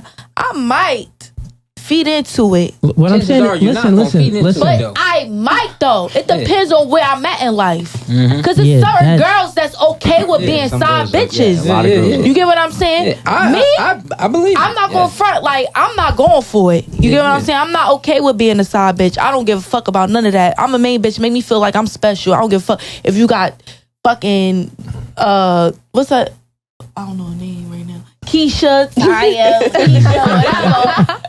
That's okay. Like I need to feel like I'm here. I'm here. Ladies, what I'm saying is this. Just based off of what she said, I'm saying that it don't add up, because it's all about the value of the guy. Okay. The attractionness and the value of the guy, and then that determines what he can dictate. You feel what I'm saying? Most men, just a quick statistic, 1 in 3 men between the ages of 18 and 30 is either virgin or celibate. So niggas ain't getting boxed, and it's hard for niggas to get boxed. Wow. Yeah, that's 30% of men. So then the other thing is that if a man, like, because we're going to speak about her situation, about pretty much the situation that she said, like a man has a girl and then he's going to go out there and get a side chick. In order for him to get that side chick, it's best not to be honest and direct right up front. Like right in the beginning, you can't be like, yeah, hey, what's up, girl? Yeah, so I got a girl. Think about what honesty is. Hey, you're very beautiful. I would love to hang out with you and have some fun and do some fun, great sexual activities. I got a girl at home. She's cool. She's not cool with it, so you can't tell her. But, what's up? Let's have some fun. So think about this, because that's honesty. So most females would just disqualify that man. How it works is this. This is how it works. This is what I'm talking about, what true honesty is. This is why Jesus was a virgin, because he couldn't, in order for him to get boxed, he had to throw a little bit of curveball in there. You got to think, it's Jesus. If he throws any type of lie, he's not throwing. He's not going to, in order for him to get boxed, it has to be like a 50% of a lie, maybe 100% of a lie. Somewhere there would have to be some type of lie, because if he's honest, right? Jesus is an honest man. He's still a human. I'm sure he had testosterone. I'm sure the nigga was horny. You get what I'm saying? So him being honest with a female would be, hey, you're beautiful, Mary Jo. And Mary Magdalene, whatever. You gonna get it. And the honesty would have to come out. I really don't want to take you seriously, but I want to have sex with you. That would be honest. Or if he's honest, he would say, you know what? He would have to be so direct. That would scare girls away. I want to get to know you, and I'll look at you as marriageable material. And they go, what? Marriage material? What? maybe back in them days, maybe they probably would have been like, oh wow, take me in. But what I'm saying is, most likely the reason why Jesus was a virgin, because he know that woman can't handle the truth, because he can't be honest with y'all. So let me just bring it all in, right? And actually, you know what? We gonna get everybody else involved. Val, you got a question? No. You don't got one? Okay. We gonna move on to another topic, because I think we beat this dead horse in the ground with the submissiveness, with the woman can't handle the truth. Is done, right, Tanika? Intimidation. She don't want to hear it no more. All right. So question with Tanika. Do you think men and women can be platonic friends? Ooh, Jesus, mercy. I feel like they think they can, or like we think we can, but at some point, in some way or another, feelings are gonna get involved. Okay. In some way, no matter how much you try to be like, no, that's my friend, I've known him for da-da-da. If you've known somebody for 13 plus years, y'all been friends since middle school, your body has changed since you were 12 until now, and he is a man. He is no longer looking at you like the flat-chested 12-year-old boy you probably looked like when you was 12. You're right. No. Okay. And we're gonna bring it to Val and then bring it down. Val, what do you think? Do you think men and women can be platonic friends? Mm-hmm. In general? Yeah. Okay. I have a male friend that I love with everything in me, and me and him are like... Is he straight? That's my homie. Yeah. We tried something and... You tried it. When we were back then, like when we were young. Oh yeah, so that disqualifies it. Think about it. You already disqualified. No, you're disqualified. Y'all tried it. Do you got another situation? Do you think... Do I have another friend that a male friend? Yeah. As close like that? No. Okay, so do you change your answer? No, I'm not going to change my answer, because I feel like that can happen. Okay. Without feelings getting involved. So you think that is possible? Oh, that's such a hard question, because then I think about it and I'm nah. Well, what you're saying is you do think it's well, my thing is this. You think it's possible, but now do you think it's probable? Like, what's the probability of a man and a woman being platonic friends? A very low. Very low. Very low. Like they would end up, something's going to end up, like she said. Yeah. So what? 10%, 5%? I feel like 10%, I want to say. 10%. Okay, cool. And what about you, Big Lola? Gang say now. Me personally, I feel like I've been in situations like that, and I never mess with none of my bros, never talk to none of my bros, because if I'm calling you my bro, it's for a reason. But they tried it. Don't get it wrong. Like, they really tried it, but I'm like, nah. It just depends on the person you is. Like, I'm not going to try to brag or anything, but like, I'm like the friend, the homie, like, I guess because I play ball, so it's like a different caliber, but yeah. I know how to be chill, like, you know what I'm saying? But so do you think that men and women can be platonic friends? Yes or no? I feel like no, because somebody's going to catch feelings. Okay. Mm-hmm. That's what somebody's going to catch feelings. Like, it's not going to be me. Yeah, because if I'm calling you my friend, it's for a reason. Exactly. But like, it is going to be you, baby. It's going to be somebody, but it ain't going to be, because if I'm saying you my friend, you my dog, you my A1, I ain't even thinking about crossing the bridges, because I'm not trying to mess up the friendship and none of that, so.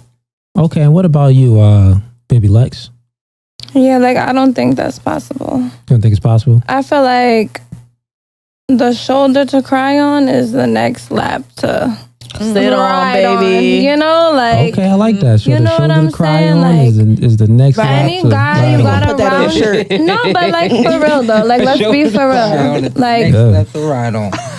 Let me give Baby Lex some kudos on being no fugazi, yo. Yeah. A shoulder to cry on is, the next lap to ride on. So pretty much you saying that whoever is being friendly, somewhere it's one of them people, they got feelings. They gonna get feelings. And it might happen, and then you wake up the next morning and you regret it. Yeah. Like, oh, this really my bro. This is weird. That shouldn't have happened, but it's gonna happen along the line, you know, somewhere like it's gonna happen. Like, man, I've been in situations where it's still like I dated people and they had a girl best friend. I kid you not.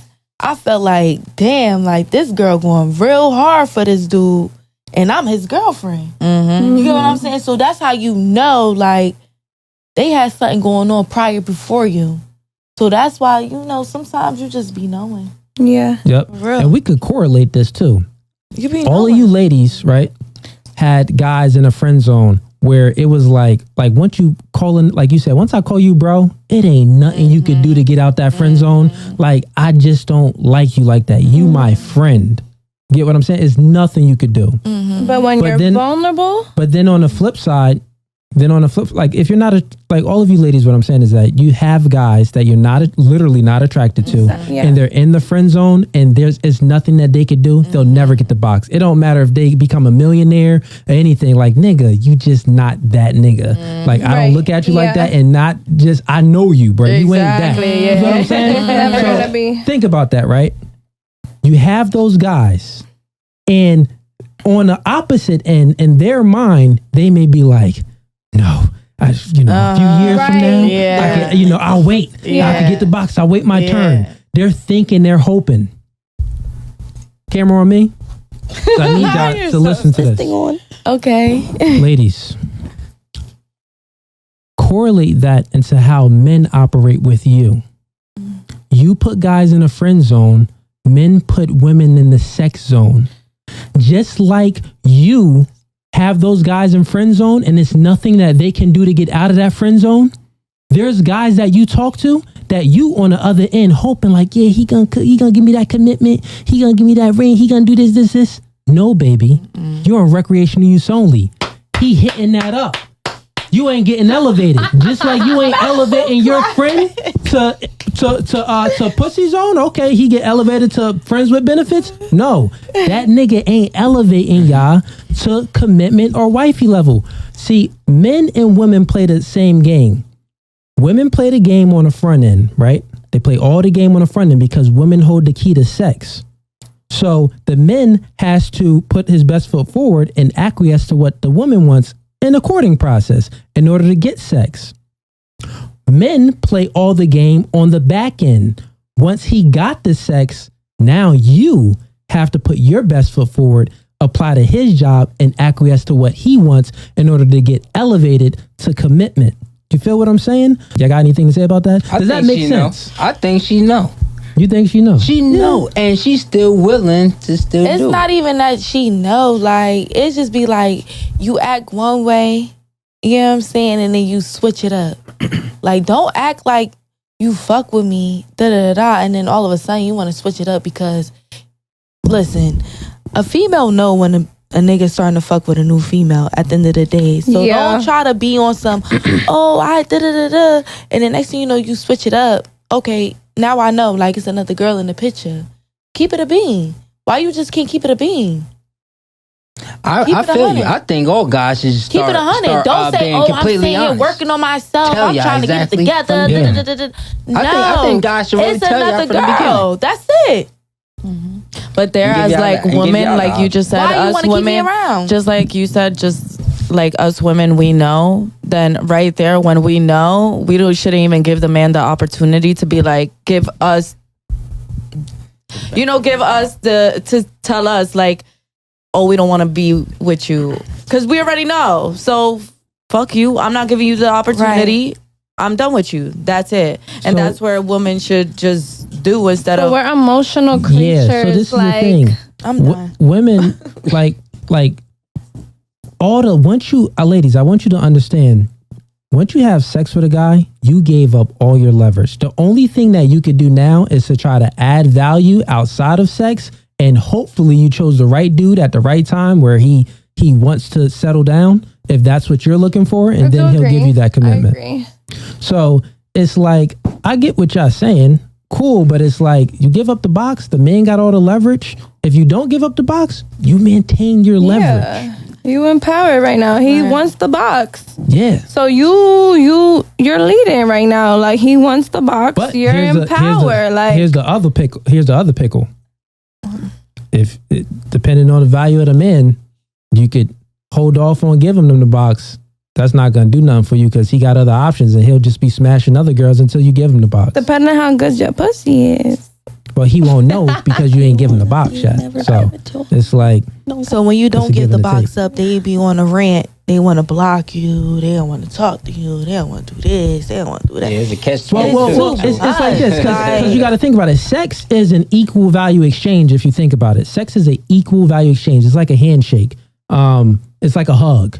That's what sex is. I get something, you get something from this is equal value. But the reality of it, sex ain't nothing but a 3-word letter. But the reality of it, women hold it as a value loaded exchange. So meaning that you have to do something in order to get box, right? That's how women operate. But men hold commitment like that so too. If you don't get the box, you all of a sudden you. That is a good. You know what I'm saying? All of a sudden, you like that? Let that soak in. But for I'm a little just saying, bit. like, if you don't get the box, Big Lola. I know, but if you don't get the box, and then you start acting shady, you block people, you don't want to talk to them, and all that. That's bull crap. Because now I know what you in for. Yeah, you just want coochie. He was a dog in the first place. So. Exactly. So then that comes down to look, it's ladies. Exactly. What I'm saying is that niggas is dogs, ladies. So the truth of the matter is, females is hoes. Niggas is dogs, and everybody out there doing it. And that is the truth. No. Listen to what we just said. We all came to the conclusion y'all hoes that because y'all fall into temptation we too can't quick. be hoes unless y'all Get back with that instead of this head. I got a point. let Tanika get up. I got a point. Tanika, go ahead. You just said that niggas is dogs, men are hoes. I ain't say that. Now niggas is dogs, and bitches is hoes, right? But I ain't never met a man that's stingy with his dick. Oh, speak on it. Right. You never met. Fuck anything. Yeah. On 2 legs. word. Maybe one and a half. So In a wheelchair.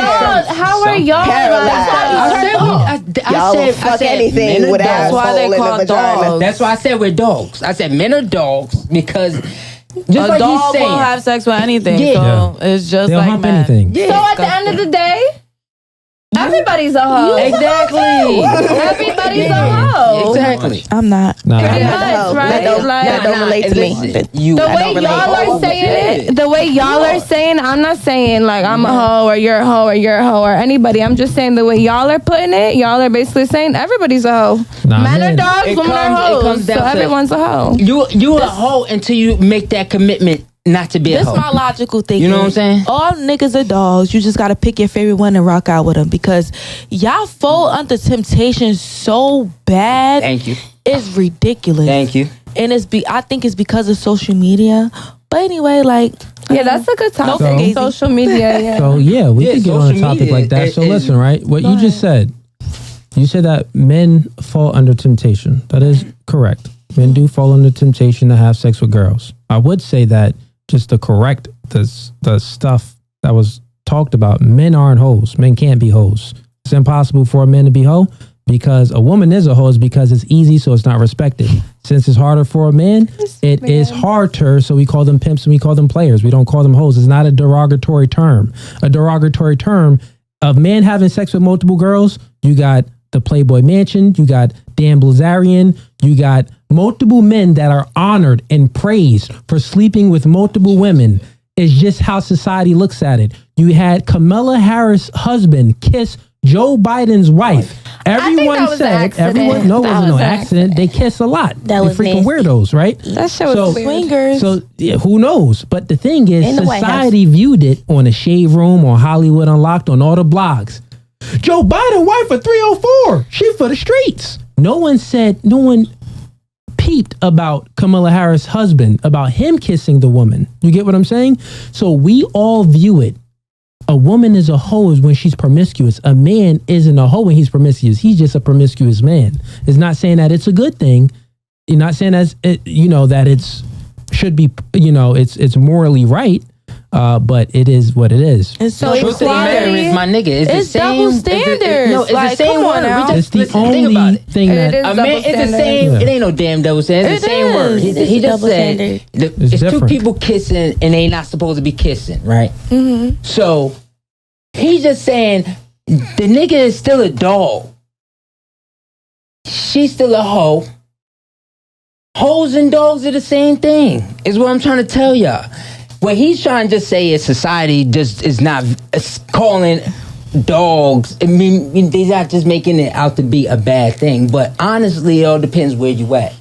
Some chicks don't like to be with dogs. You're a dog. Back in the day, it used to be a term where we didn't want to be called a dog. Mm-hmm. If you remember that, I don't know if you remember that, but I remember niggas didn't want to be called dog. Oh, I don't want to be no dog. I don't want to be. Now it's cool. Girls didn't want to be called bitches, but now y'all can go around. Yeah, that's my bitch. We can call each other bitches, but y'all can't call us bitches. I'm just saying the term is the same. Everything is Don't just get the term. me personally. I just feel like everything is just normalized. Yeah, cheating is normalized. You falling under temptation is normalized. Whatever you want to do is normalized. Like, it's just so much stuff that's normalized and it don't need to be normalized. Like, that's what it a is. lot of it, and that's what's messing up everything because everybody don't have that structure. Time just grown over time, and it's just like everything that's normalized, it shouldn't be normalized. Yeah, I don't normalize cheating. You know what I'm saying? I'm very traditional. You get what I'm saying? And it's just like, it's like I don't even want to date no more because it's just like, what am I dating? Out here is just crumbs. But what fucks me up is like equality is not a thing. You know what I'm saying? Like what you just said, if a guy has multiple females or he's having sex with a lot of girls, what did you say? He's considered like a player, a pimp, a playboy? Pimp or player. Yeah. Like, so only men can do that, and that's okay. That's beautiful. That's great. Do you? But if a female does that, it's like, ugh. Well, you know, like, this is what Cooley right says. now, the value goes down on a female. Right, Cooley? Yeah, so Say what you say. So equality is not a thing. equality. No, like, you know, like the double standards. Like, the double standard is real. Like, everything is a double standard. Listen, ladies. I want y'all to understand that it's different. Since the beginning of time, the kings and the sultans, the men of value had harems of women, and they were respected. The reason why it was respected, because it took resources, manpower. It took assertiveness, dominance, high levels of competence to have a situation where you're building shelter, you're having clean water, you're hunting, you're having food. Those women would gather around that man because it's like, wow, he's a provider. These other niggas can't do what this man do. Okay, I want Katie over here. I want Lauren over here. He can have multiple women, and everyone, respected it, because we all know that women only go to the guys that can provide, the guys that have value. Exactly. They have things about themselves. Mm-hmm. So that's why since the beginning of time, it was respected. In the Bible, King David had... Not talk about the Bible. He had hoes. He had hoes. Forgivable. He had hoes. Forgivable hoes. But, so what I'm saying is this: women tend to only whine and cry about the double standards that don't benefit them. But literally, I'll say that it's not even a double standard because it's different. When a woman has sex, since it's so easy for you, like Val wanted me to touch on a point, you lose value when you're promiscuous. You hold your value when you don't have sex with anyone. When you're the virgin of, put it like this. The most valuable women in a man's eyes, because I'm speaking about in a man's eyes, right? The most valuable woman is a woman, I'll say a virgin. She's the most valuable woman in the world. Give me a 22, 21-year-old virgin. Wow, you went to 21 and you're a virgin? Dang, these whores were smashing when they were youngins in high school, sometimes middle school. So when you preserve your value, think about this, right? When you preserve your value, then you're valuable because it's easy for you to do. You could have sex with anyone. So if you preserve that, you're valuable. Why do you think when a man gets married, the woman walks down the aisle in a white dress? Because it shows purity. You get what I'm saying? So when a man that has sex with multiple women, since it's harder to do, what he does is he expresses his value. It's not saying that it's a good thing. It's not saying that it's a bad thing. I think that niggas should have some discipline. And if they do have the high value, don't be out here smashing everybody. Calm down a little bit. Chill. But hey, he has the ability to do it. You get what I'm saying? So females, yeah, it's that value exchange. That's what you want me to touch on, right, Val? We was talking about the value of a woman and the value of a man. So it's how the value is supply and demand. Is basic economics, right? Where there's a demand, you can have a supply, but if there's any demand, then the supply has no value, right? So it has to be a demand for the supply in order it to have value. Now, when it comes to relationships, we got to speak reality. There's, like, for women, there's friend zone niggas. They don't got no value, obviously, to that female because they're in a friend zone. Women that's in recreational use only, I mean, they don't have that value because you're not getting elevated to commitment or anything serious, right? So that's where we're getting this stuck at. So when we're speaking about, because we're speaking about Kanye and we're speaking about Amber Rose. Quick statement here. Amber Rose is a woman that has no value to a valuable man. You think? I'll explain why. A valuable man looks for certain traits in a woman.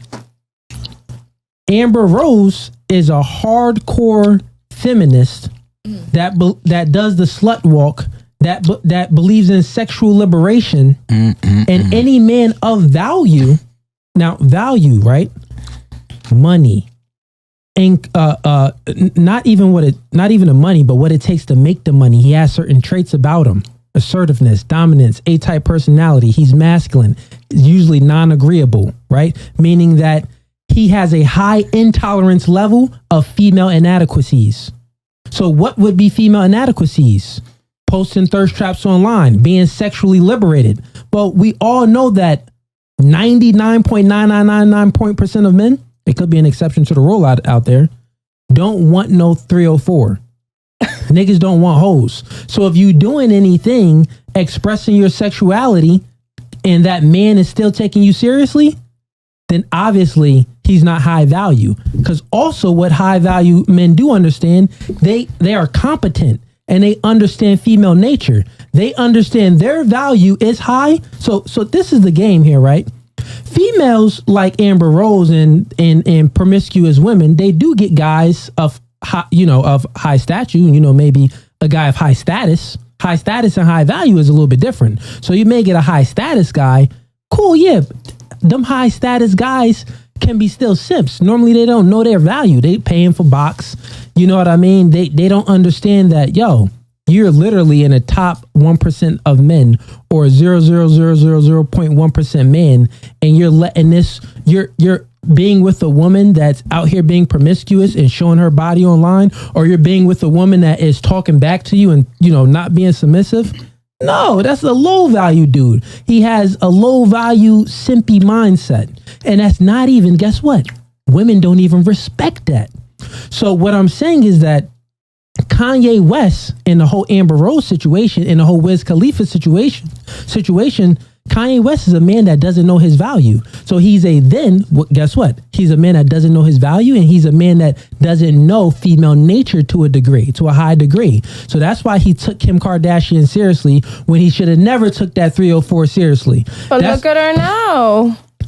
She making billions. Look at Kim now. Okay. Women, you got to understand, your money is your money and my money is your money when we're in a relationship. So everything is just yours. So if you a billionaire or if you got $0, if I'm a man of value, it don't matter anyway how much money you got. Men don't look for security within a woman. We look for femininity, submissiveness. That's why she's lonely. Can you cook and clean? How good can you fix me a sandwich? You get what I'm saying? We look for different traits within a woman. So the woman looks for a leader, assertiveness, dominance, a protector, a provider to provide you some security. So we look for different things. What we're doing here is we're conflating the two and thinking that, men is like this and men is like that. Yeah, we know niggas is soft now. That is true. We know men are more in their feminine. We know men are more, baby, let's go 50-50. We know men are more, not competent, not assertive, not dominant, not decisive. They're more indecisive, can't make decisions and stuff. We know men are lacking nowadays. That's why this podcast is here to help men out. But it is here to help men out and women as well. It's here to help men out and women as well. Because the women that watch it, they're going to learn game. Right. So what I'm saying is that we're in a situation, right, where when it comes to the values of a man and the values of a woman, the men that actually it's twofolds here. The men that actually know have value and understand their value in female nature, they run miles around everyone. They get all the box, they make all the rules, everything goes their way in the dating market. The women mess with guys that don't know their value, right? They tend to run miles around those guys that don't know their value. That's what's happening. But once a guy is valuable and understands his value and understands female nature, because if you don't understand female nature and you have value and you may know your value, nigga, you still could get finessed. You still could be being vulnerable to this girl, simping on her in some type of way, and then she's taking advantage of you. You're giving a little bit too more, and she's not reciprocating on her end. I'll land my plane there. But does that make sense for everyone in this whole value thing? Because I wanted to clear the air up when it comes to, go ahead. I just feel like it just depends on the chapter in your life, honestly. Like, you keep talking about all of this extra stuff, but I just really feel like it depends on the chapter in your life. Yeah. And can I say one thing? Value has actual meaning. So when we say value, it's to who's willing to pay for it. Like it's value, supply and demand. Yeah, but so what I'm saying is, and the thing is that plenty of dudes that is willing. Dudes love. So think about this. So look, dudes pay for pussy. Every dude pays for. So look, I already got it. Look, I got you right here, Mike. Look, listen to this right here. Just because I want y'all to, because I already know which angle you hitting it at. The woman. Yes, the woman that has those options and those guys expressing, she has plenty options and those guys are acquiescing to her, and they're doing the most, and she could be a 304. She's not taking those men seriously anyway, is what I'm saying to you. So she doesn't respect those men. Like, the reason why these relationships don't work.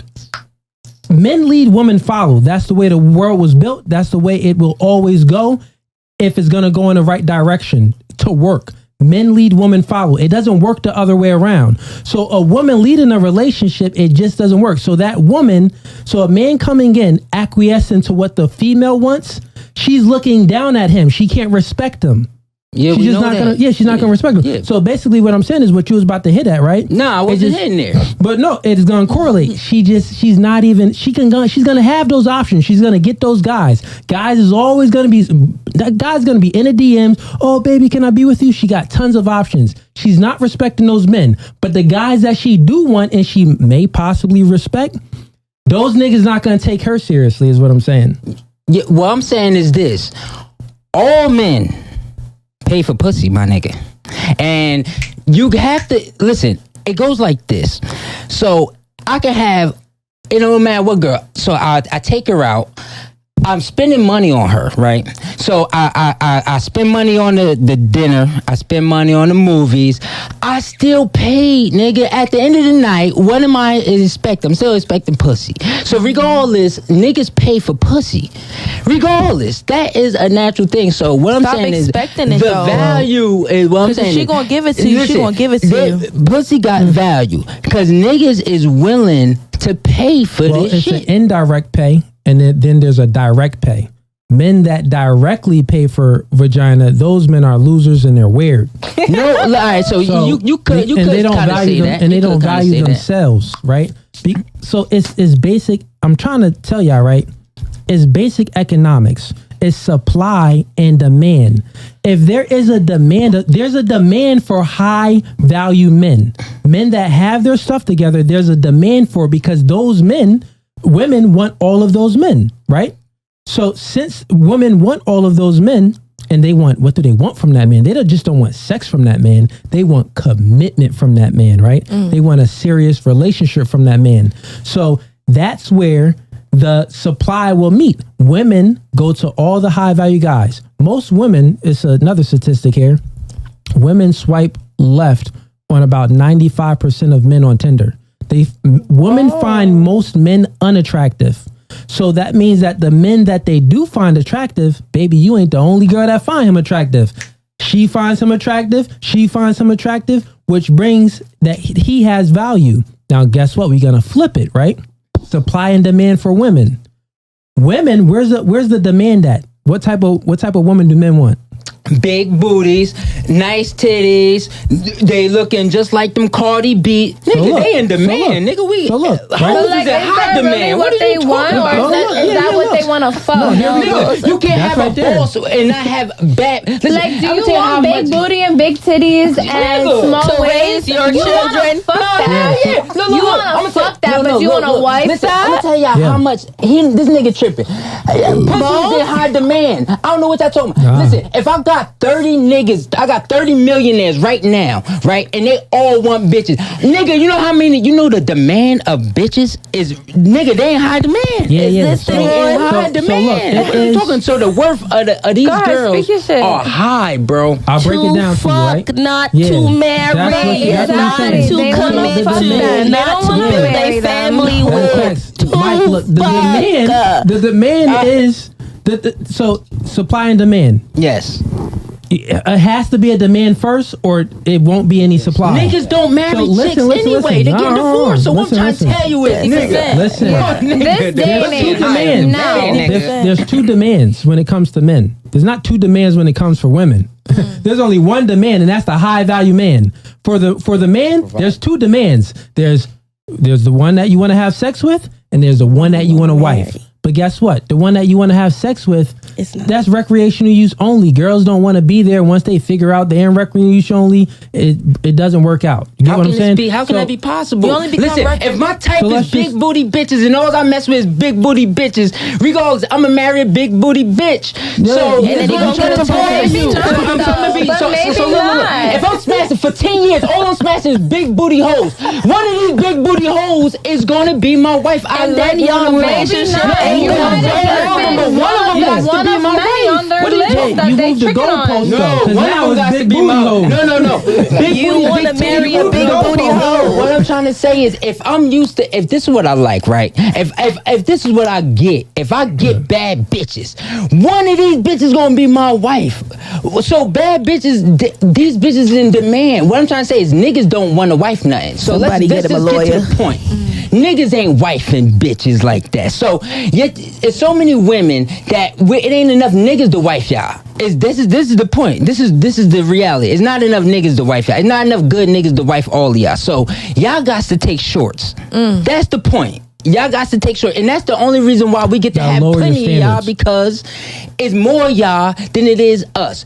So y'all in high demand. Yes, y'all in high demand, but we get to choose. This is what I'm saying. It's a lot to choose from. This is it, right? Yeah. Women don't lower standards. It just doesn't happen. Yes, they do. When they get into their 40s, they 45, they start to come to reality. Niggas in jail still. Yeah, that's a choice. Probably be getting to the bag. Like, I'm just saying, it's a couple of them. Like, what? Listen, nowadays everything is so different that women they gotta lower their standards.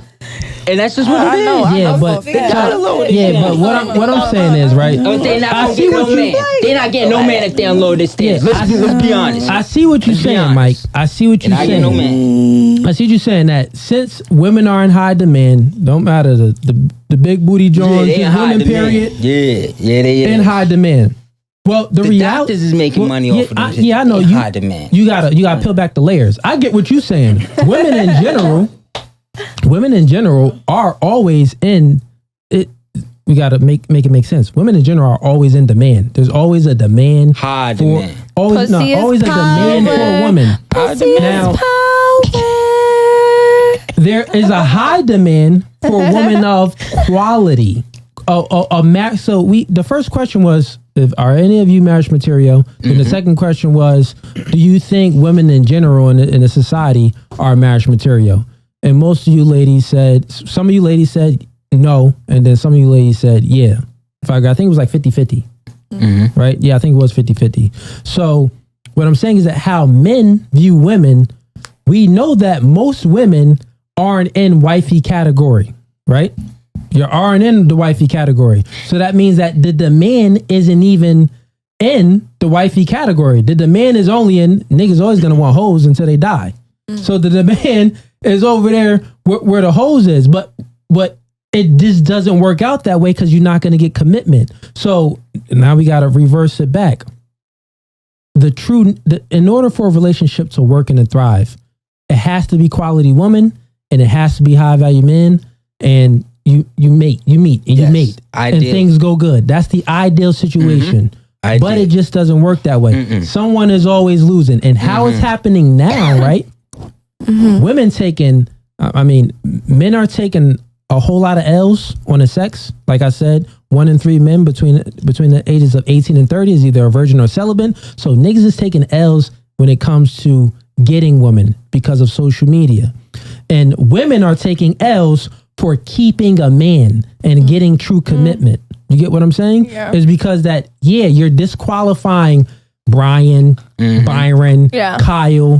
They could be good mating choices for you. They'll be faithful. They'll treat you well. They'll buy you things. They'll take you out. But guess what? Maybe he's 5'8". Maybe he's doesn't makes $40,000 a year. And you're lower your standards. I don't really like him. So the thing is that women won't lower their standards. If women lower their has to happen in order for things to work. They ain't got no choice, nigga. No, look. There's always a choice. It's like this. No, they ain't got no choice. If women lower their standards, it's like this, right? If women lower their standards, then those guys would have a mating option, right? But women aren't going to lower their standards. So it's really up to the males. Males got to upgrade themselves. Men got to upgrade themselves. You got to get out there, get into the gym, get bigger, get stronger, become more competent, read some books, watch some freaking YouTube videos, get a better job, seek to improve in all ways. Then you'll increase your value and you'll have more options and you'll be a better strategy. You're going to be a better savage. You'll probably be even a more savage. You're going to have more access to more women and high demand. That too. You'll have more. Because what I'm trying to get to, this shit is a cycle that keeps on happening, bro. Y'all gotta lower your standards, and the reason why y'all gotta lower your standards because the fact is that if niggas ain't making as much, which I was trying to tell y'all, and women is making more, that's the facts. So you said you wanted 80,000, but in reality, if 85% of the dudes that you ever gonna come in contact with is only making 40, what you getting? You guys lower them standards. And that's why I'm big single over here. That's why she big single. Yeah, but you ain't gonna stay single. That's why she ain't gonna stay single because you're gonna find out that your time is ticking. You're gonna be looking, you're gonna want this, you want that, and this. And you're gonna come to the conclusion, if I want this, I got to lower my standards. This is reality. So then can we touch on this real quick? Yeah, sure. Why not? Why does it make a woman valuable just because she got wifed up? It don't make it valuable. It don't make it valuable. It don't make it valuable. You're eventually gonna have to lower your standards in order for a guy to wife you up, in order for you to get in a relationship, because your time is ticking. But why can I not just be single for forever? Why can I not just live my best life for forever? Why can I not be like the 50-year-old auntie who's taking trips and buying my nieces and nephews the best presents they ever had, and I'm just, I have a fling over here for 4 months, and I have a fling over here for 4 months. Like, why can't women do that? So Baby Lex. Yeah. We have data on this. Yeah. It was studies done that most women, right? Most women between the ages of, like 35 to 45 that are single with no kids and some cats and dogs, they're miserable. 35 to 45? I think that's the age. Don't quote me on the exact age. I got another 10 years, okay? Yeah, that's what I said. You got time, so but eventually. It's older women. So I'm saying that, it sounds good on paper for you to think that way, for you to think it out loud. But when you actually put it into practice and you're older and you don't have any kids, like, women derive their true happiness from children in a family. You know what I'm saying? And having a strong masculine male by their side. That's where they get their most happiness from. You know what I'm saying? Men, we're different. Yeah, I mean, we get our happiness from kids and leaving a legacy behind, but also we get our true happiness from being on our purpose, creating. Women create children, men create things. Everything that you're seeing, touching, and looking at right now has all been created by men. Every person in this world has all been created by women. Make sense? So that's where we truly derive our happiness from and our purpose. A man that's not creating anything is a man without purpose. Then he will experience depression, anxiety, and he'll be like, he wouldn't have no direction in his life because he's not on his purpose. He's not creating. You get what I'm saying? So when you're 35, 40 years old, 45 years old, and you've been living your single life all these years, well, what did you create? What was your purpose? Yeah, you got a Gucci bag. Yeah, you slept with this nigga. You've been on that boat. You've been in that yacht. You lived your life. But you created nothing. You waited so long. All your eggs is gone. You can't have babies. So now you feel just like that dude that didn't create any resources, didn't create anything. So all human beings, men have a natural proclivity. It's in us to provide and protect and to create things. Women have a natural proclivity that's in them to nurture and create human beings, to create the next generation. Feel me? You got it. Yeah. So, anybody got questions? No. Yeah. So why is there so many bum ass niggas out here then, not doing nothing? If they got such a natural thing to just want to create and want to do something. These niggas don't want to do nothing. They want to these niggas, honestly, most of these niggas, it used to be like that, bro, but it's learned behavior over so many years. I just feel like, honestly, most niggas has been raised by single mothers, so they be having that female tendencies. Yep. Damn right. So there we go. You know what I'm saying? Therefore, they're going to act out in certain ways that you're not expecting because all in the drama. Yeah, there's no male figure or anything around. You get what I'm saying? Like, and that's really just teach them. That's why he don't mind living off the woman now. Exactly. And this is right. So it's just a lot of input, and it's just about your environment, how you was brought up. Certain things ain't for everybody.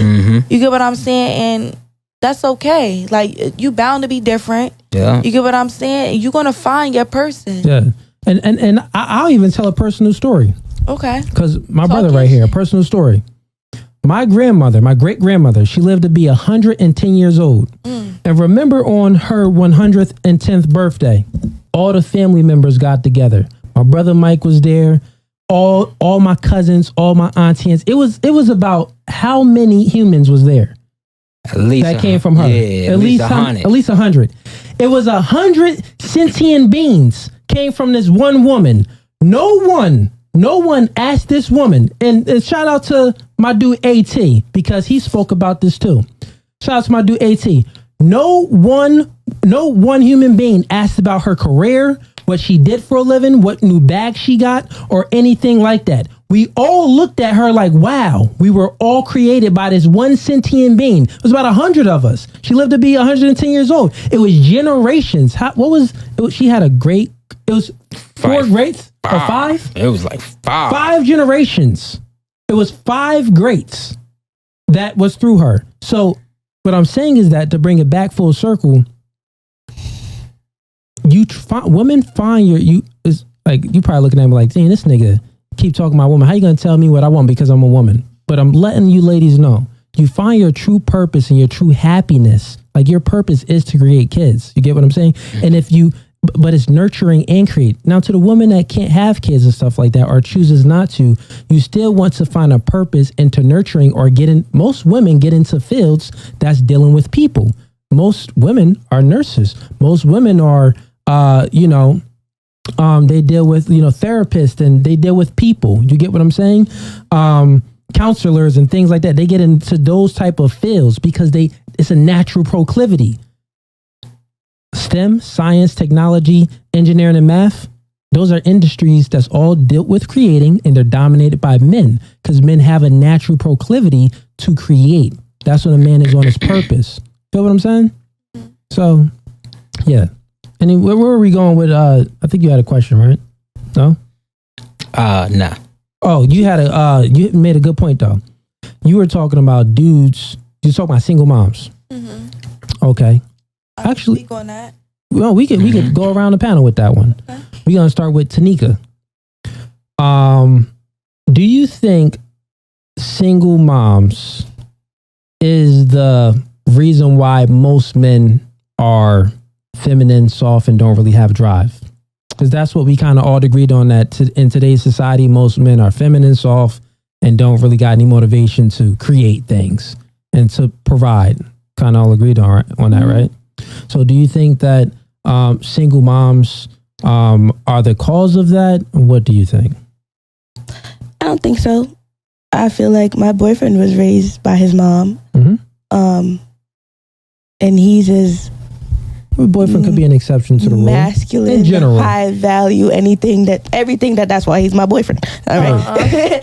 But I feel like it all depends on your environment and the people that your mother places in your life. So, yes, he was raised primarily by his mom, but he had great male influences.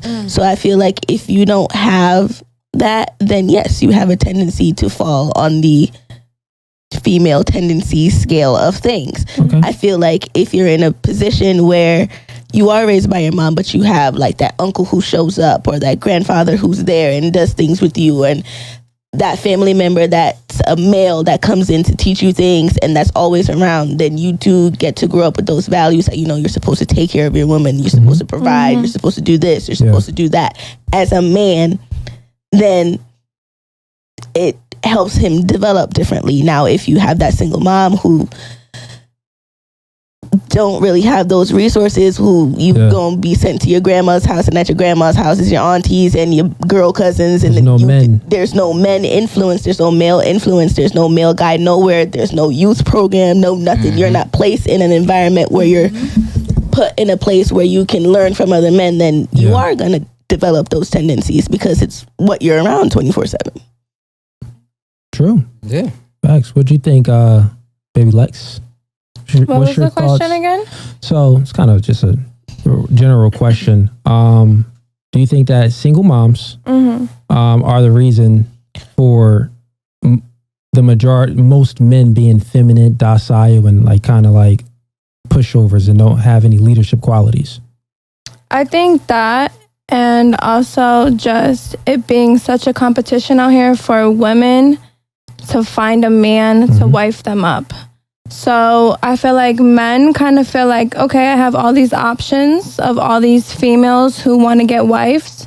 So I'm able to kind of like play the back burner and let a female take over and take charge because she wants to be wifed up.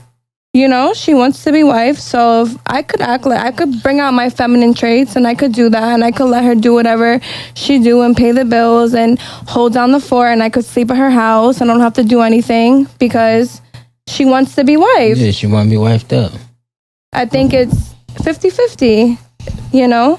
Gotcha. So you think it's 50-50 on that part? I mean, I got some pushback on that with some things that you said, but I'll let you rock. What about you, Big Lola? You know the vibes. Me being a single mom, I do have a son and I'm bringing him up. So, my outlook on things is that, like, I'm a tomboy, but I'm also a girly girl. So, like, I play both roles. I can be masculine. I can also be feminine. So, like, I can play ball with him. I can catch footballs with him. I can do this, that, and the third. But if he see me catching a little attitude or whatever, he's going to pick that up. And that's what makes him whiny and doing this and that. I'm like, you don't do that. Girls do that. Like, da-da-da-da. But he's 3 years old, so he don't understand that. Yeah. So my outlook on everything is that your kid's going to follow everything you do. But I also have my father, he's active with my son. So being that he's active with my son do have that masculine role and stuff like that because my father, he pays all the bills in his crib. He helped his fiance pay her, you know, her college tuition or whatever because she went back to school for nursing. So he's a breadwinner. He works all the time, workaholic. So being that, you know, my son sees that, he picks that up a little bit, even though he's 3 years old. So it's like, I feel like he got the best of both worlds because of me. But if I was a girly girl and I was always into makeup and I didn't know how to turn the switch off and turn it on, he'll be a little bit more feminine. You get what I'm saying? So it's just a lot that just be on single mothers' plates, but we make it work. You know what I'm saying? And it's not our fault that we're single mothers and stuff like that. But that's just my outlook on everything. What about yours, Val? I mean, I believe that I don't want to really blame single moms because I don't really think it's a single mother thing. I think it's just because the man, like you said, the kid could have all the structure also because I have seen men that grew up with their father and had great male figures and became bums. You know what I mean? So I feel like it's just how you raise them and how you pay attention to their wrongdoings and teach them the right ways, and that's just what I think. I don't really think it's about being a single mom, and if it's just because it's a single mom, I don't believe that at all, because there's single mothers that are doing amazing jobs, and sometimes there are men that are even better that are better raised with the single mother than having two parents in their house. Yeah, that is true. Yeah. And I think that comes off of I'm going to thrive and survive and make my mom proud type thing. Yeah. Yeah, I hear ya. You got anything before I go? Nah, I was going to reiterate what she was just saying. You know what I'm saying? But I also think, we could say single moms, but then I gotta play devil's advocate because then where's the father at? You know what I mean? Facts. Two played. So whenever we talk about a person or a young kid being not manly enough, you really can't blame that on one person because at that point it should be two people investing in that kid. You know what I'm saying? So it should never just be one person. So whenever you got just one person doing it, that means there's an imbalance somewhere. You know what I mean? So the kid can't have a balance if there's an imbalance. You know what I'm saying? Yeah. So he always going to be just a little swayed to that, the feminine side, because he around his mom all day. You know what I'm saying? Yeah. I agree with, most of everything you ladies pretty much said. I'll speak about the men too. First, I'll speak about the women. most women, women initiate 80% of the divorces. Women are usually the ones that break up with the man or kick them out the house. And not only that, women are incentivized to do it ever since the welfare system incentivized women to not have the man in the household. So when you incentivize someone to do something, they're going to take advantage of that system. Like, oh, this nigga broke anyway. I don't need this nigga. Come on, government. Give me my government cheese.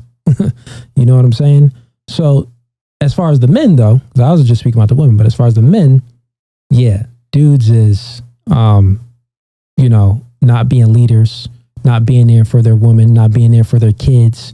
I know plenty of men that will take care of other people's kids instead of his own kids. Yeah. Niggas is soft. So men, if you watching this, get it together, bro. You could do better. Like it's very feminine, soft, and weak of you and cowardice of you to be not taking care of your kids. I don't condone that behavior by a man. But I would say this. So in regards to women and men, and I wrote this down. I was taking some notes here because I was thinking when everyone was talking. Women turn boys into adults and they turn girls into women. But women don't turn women into ladies and they don't turn boys into men. I'll explain. A woman can't turn a girl. They only can turn a girl into a woman. Meaning, okay, you raise your girl and she grows up. You teach her the good qualities about life. Be kind to your neighbors. Treat everyone nice. The mom would give the girl those good qualities to grow up and to be a woman out in the society. To be a lady, that comes from the father. Father is the disciplinary. Father teaches the woman chastity. Father teaches that. I always say this. Fathers protects their sons so they won't go to prison, and protects their woman so they won't be on that stripper pole, or so they could hold their chastity. That's what the father is there for. So then what that does is that it increases the value of that. It turns that boy into a man, and it turns that woman into a lady. It's just facts. It doesn't happen the other way around. It just doesn't happen the other way around. I'll also say this, right? And it's okay. That's the proper order of life. You get what I'm saying? Once a woman turns their girl into a woman, once the mom turns their girl into a woman, she did her job. She did the best she could do. She did all the nurturing. She did everything that she do. So if the man wasn't there, that is the man's fault. Yeah, facts. You wasn't there to turn your girl into a lady, to instill those traits in her so she could preserve her value and have that chastity, so her value will be increased to society and every other man where she's looked at. You feel what I'm saying? Now, when it comes to the man, yeah, the mom can raise her boy to be an adult. She'll show him this is how you treat people. Someone mess with you, make sure they don't mess with you back. Yeah, don't take that. Don't be a bully. She'll teach you all of those good human traits about being a boy and then making you an adult. But she can never teach that boy how to be a man because the father is there. He's the disciplinarian. He's going to teach that man, hey, make a decision. You're too indecisive. What are you doing? You get what I'm saying? He's going to teach that man, hey, listen, be a little bit more dominant. You be a little bit more aggressive. Be a little bit more assertive. You too lazy. Get up and go do something. Oh yeah, well, Dad, I need a ride here. Now you're not getting no ride. Ride your bike to school. Walk to school. You getting too many handouts. The mom is gonna be there to nurture. Don't listen to Daddy. I got you, baby. So you need that yin and yang. You need it equally yoked. You know what I'm saying? So I do agree. So this is and I'll end it here, right? My mom. I was raised by a single mom. Guess what? My mom did the best she could do. The best she could ever do. And sometimes my mom would still, call me, Dave, I'm sorry, this and this. I'm like, Ma, you good. I love you. You did everything. You couldn't take me to the next level to be a man. I had to discover that myself. So luckily I did. I was raised by a single mom, but I had my bro here. I had 3 brothers. I had my uncle Sam that I looked up to a whole lot. He was like Superman to me. And I had masculine figures around. You feel what I'm saying? So I was able to get masculine traits from my brothers and my uncles. And then I had to develop most of it by myself. You feel what I'm saying? And that comes with trial and error. Failed a lot of times. Every dude was a simp before. I'll say it here on camera. Yeah, I simped over some chicks when I was, young. Yeah, I took some L's as a man with some females. Yeah, I took L's in life, getting a job and all of this other stuff. I failed over and over. But as a man, with as long as you overcome adversity and overcome traumas, you build your character up. You feel what I'm saying? So, yeah, a mom does her best job. Nurturing, she does what she does. And there's no hate on a woman. That's all you can do. But without the father being there, it's going to be trials and tribulations for the boy and the girl, for that boy to become a man and for that girl to become a lady. And I'll land my plane there. Any points? Any disagreements? Oh, no, you spoke your truth. Holla at your boy. 2 snaps. Okay. 2 snaps. Actually, we're gonna wrap it up actually right now. Okay. But we're gonna leave it up to y'all, to all the guests on the panel, starting with you. T. Is Tanika. There you go. I got it with the N. I almost said Tamika. Tanika, we're gonna leave it with you. Last thoughts on the podcast, or if you have any questions to myself or any of the other guests on the panel, you can ask it now. So this is the time when you get to ask questions or give your last thoughts.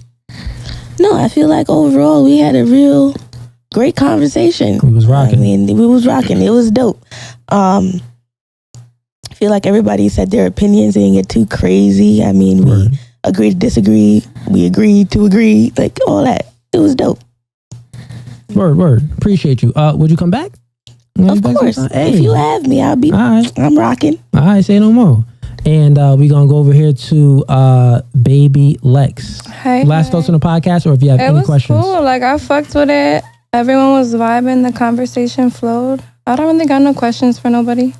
Okay, good. I feel everyone. Big Lola. The blue. No. I felt like this podcast was really dope. I like the atmosphere. You think it was Fugazi or no Fugazi? Certain parts was Fugazi. There we get the chill. Yeah, there we go. Because one thing about it is I'm going to stand on what I stand on. Yeah, You ain't going to overturn me.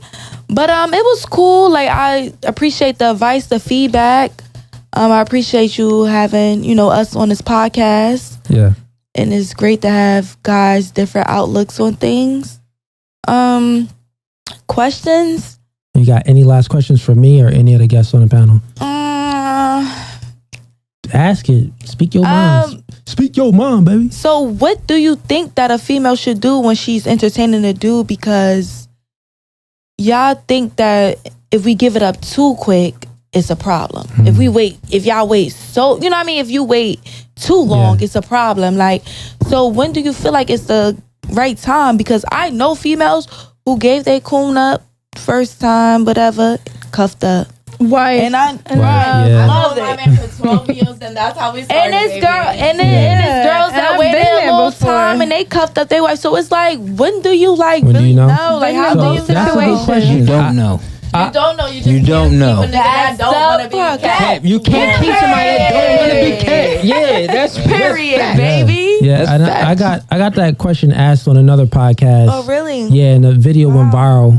I think it got 1 million views now. Really? Yeah, for me answering this question. So, it's incumbent upon you as a female to, one, pick the right guy.